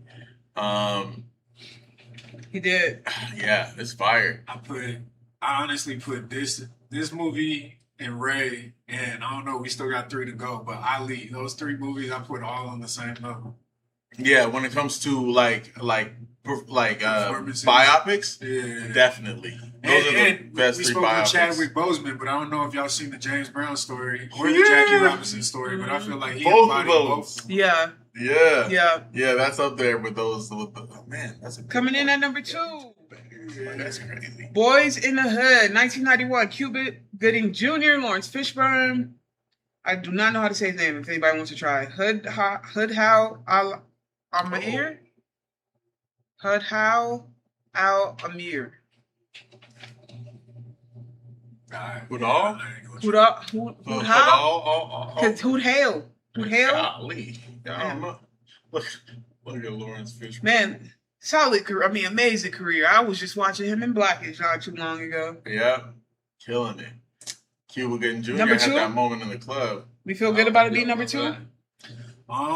Boys in the Hood, number 2. I've seen this a lot of times. I feel a way about Boys in the Hood and Don't Be a Menace both being in the top 10. Mm-hmm. Like, I feel like it deserved to be one or the other, not both. Fair. Let me go main look for that. That's a fair point. Square Mo, you know about these movies? You know about Boys in the Hood? I mean, what you think? Well, my thing is you saying they shouldn't both be in the top 10, but I feel like there's clearly one that should be in the top 10.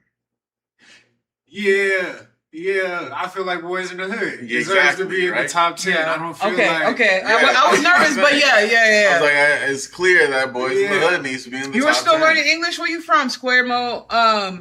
It's a great way. It's never too late. You know English now. I'm going to tell you right now, you can find Boys in the Hood anywhere. If you got cable, it's going to come on sometime this weekend. Go to BET, VH1. You're going to find it. If you don't, it's probably on Tubi. This is one. And this is John Singleton, isn't it? Yeah. Yeah? Yep. Yeah. What was the first John Singleton? He said cable. You're right. This is not 2008. You're right. I don't got cable either, but you know some people do. I didn't know you did say you were younger. Some people still got cable. I don't. But yeah, John Singleton. Yeah, it's a good one. Yeah. This just makes me go back to the place. Only time I see cable is in the hotel. True. I don't even watch it then either, but. Okay. Number one. I'm excited. Yeah, drum roll. I'm excited. Square Mo. You have to have seen this one. All right. And what I didn't think about Don't Be a Menace too is that nigga fucking Tyrone Turner plays the snitch in Waist Deep. Number 1 coming in Poetic Justice. Oh, okay. His guess is Poetic Justice. Oh, coming in at number 1. That's a good guess. Do the Right Thing. A Spike Lee joint. 1989. Yeah. It had to be a Spike Lee joint. And this is exactly what I was gonna say. When I was talking about Crip, hold on, let me go main look. Like so many Spike Lee movies just really taught me about life. Yeah, and facts. just like how to do just that, do the right thing. You know, because even if we're not talking about this movie specifically, I can think of Higher Learning, you know? Yeah. And that was one that, like, really, there was just so many lessons and morals in that movie about how to treat people. Higher Learning Yeah. top 30. And sure. but I feel like Do the Right Thing is definitely on that same level. Like, Yeah. especially a young black man in America, like, it very much touched on like all this exploitation of black women and just how to respect yourself and fight through all of that. You know what I'm saying? So I definitely. I think that's why Spike is one of my goats. He was really good at doing that. Really good at getting the message across. Mm-hmm. There's a reason why the top 2 directors is Spike Lee and John Singleton from this list. That I have to give this list credit for. Baby Boy should have been on the list. Yes. It's sort of diabolical to me that it was not. Yep. But like in terms of directors, it had honestly number 1 had to go to Spike, regardless of like what movie you picked. It had to be Spike at number 1, and then it had to be John Singleton, especially because John Singleton's last project was Snowfall. And it just shows you that man did not miss. You know what I mean? And it's incredible. like it was, incredible run. And Spike Lee, shout out to you and your Knicks winning. Right. But like for real though, like the way that he changed, he completely he went into an industry that wasn't for us and made a lane. You know what I mean? Yeah. Like finding out that he hand wrote all of his scripts. You know what I mean? Like you couldn't even sell, like you can't even pitch a script that you wrote by hand to someone else. He had to do it himself. Mm-hmm. And he did. And he happened to have one of the best like circles of actors around him from just being at Morehouse, you know what I mean? And like connecting with Sam Jackson, Denzel, like Spike and Denzel are what like Ryan Coogler and Michael B. Jordan had. And I do think that Fruitvale Station also needed to be on this list. And so agree. I think that even though they have a couple of misses on this list, overall I'm not too mad at the direction that they went with how they structured the list. Yeah, I think it was a good selection of genres too. It was way better than the top 50 comedics. Yeah, I mean that was terrible. I got one more thing I want to talk about on the stream. I feel really good, man. Square Mo, we had some people come through, man. We had 28 people come through on YouTube. We're gonna keep doing this. I hope you guys come back.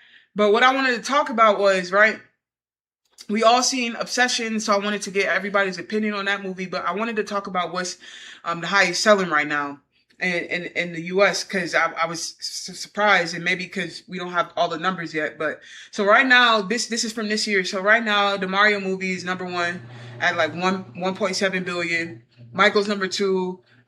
They're almost at $1 billion. They're at 959.8 million. Project Hail Mary, 683 million.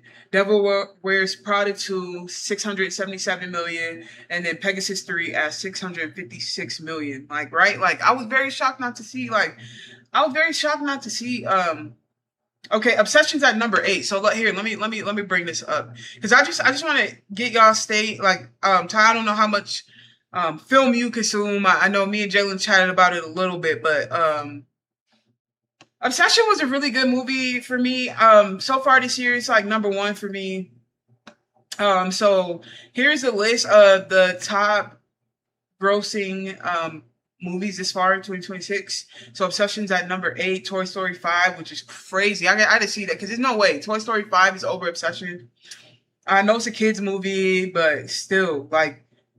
And here's what I'll say too, just to put things into perspective with this list. Yep. Even though Obsession is number 8, it is the highest like return on investment film of all time. Fair. Because they only spent $750,000. Love and Basketball didn't make the list. Sorry about that. Oh yeah, good point. That should have been on the list for sure. Not to cut you off, but no, that's a good point. See in the chat. But yeah.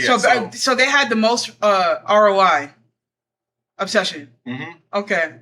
So right now, this is and I guess I'm gonna read this list off just to get your opinion on like Hollywood right now, I guess.